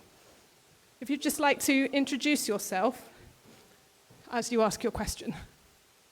Sorry. Oh, maybe you have more questions. I still want to know about your opinion of one question. Since we are experiencing this COVID pandemic, I want to know from maybe it's just 2 or 3 sentences about your attitude after what kind of influence that this pandemic will cause this organic sector. Well, are you going to be optimistic or cautious optimistic? I know you will not say that negative things, but I want to know about your attitude about this. Let me elaborate a little bit, because everybody said we cannot feed ourselves after this crisis. How can we spare any energy or money to this organic, this luxury food? Okay, so that's my question. Thank you. I'd like to answer. Who would? Great. Carry on, Gerald. I'm responsible for the German strategy plan for 30% organic farmland 2030. So very often I got this question. Recently, in the time we face everywhere worldwide, inflation, energy shortage, or at least insecurity we face everywhere with COVID, but even with, let's say, wars. So my answer is not easy, of course. First, we see always an ups and downs of organic. So let's call it cleaning up. We have many stories of success. For example, local food systems. What was one of the idea of organic, what we have now, trouble in the organic because the global market of feed for livestock, chicken and pigs, are crashed. So that can't be an organic strategy. And the second one is, of course, local food, and consumers in the pandemic appreciated a lot that the supermarkets were empty with sunflower oil, but the local organic shop had sunflower oil because it was produced locally. So they got really a better appreciation of how important food is, not in the global chain, but in the local chain. The second one is that the stable systems of organic farming are not so much rely on this energy need for mineral fertilizers, for example. Now, we have still challenges. We have a lot of problems in organic. Not all promises we are fulfilling, so there are a lot of needs to be done in the future. So I would say, yes, we were going through a deep valley, of difficulties, of arguments. I call it, we are running a wave of the future needs, but under storm conditions and some sharks in the sea. No? The sharks in the sea are farmers' association, are policymakers who are negative, and public groups are negative because organic is just fancy food, luxury food for stable conditions, for wealthy conditions, and no risk. I say the opposite. When organic can't deliver while challenges, then we have failed our job. Thank you very much. Would anyone else like to add anything to that? Marion? Maybe I can add a bit on what Gerald has said, because although I'm Vice President of IFOAM Organics Europe, I'm based in the Netherlands, one of the European countries, and a country where the organic sector actually imports a lot of this feed from India, China. I know that we are the #1 importer of organic food in the European Union in volume. But what I do notice is that because of the pandemic and because of the disruption of so many production chains and logistic disruptions, there is a shift. There's a rethinking of the strategies of the feed companies, of the importing companies. They are diversifying their sourcing, and they are developing strategies to source more locally, which will of course change the products that are produced locally. So I think this pandemic, looking at it from the producer side, from the processors and traders side, has caused some rethinking. And I think it also causes a lot of stress. So it's not only positive, it's not an easy transition, but I think it can be instrumental. It's a bad thing to say about the pandemic, that it's instrumental, but it does change the way of thinking. And having said that, I think it's good it does, because also it's not only organic food systems, it's not only about farmers. Farmers are at the basis. They are creating the added value, but it's also the processors and the traders that have to be able to maintain that added value onto the plate of the consumers. And I think these disruptions also have shown that it's difficult to maintain it, but they have to change tactics, strategic. So I think that's the if you can say it positive, it's one of the things that has caused the change, and I think it's not that bad. Thank you. Thank you very much, Marion. Okay, I'm afraid we're out of time, so I just want to say a massive thank you to this great panel. What rich insights. We're very lucky. And I guess you would all be happy if anyone has any further questions for you. You'll be around for the rest of the day. But can we give a round of applause to the panel, please?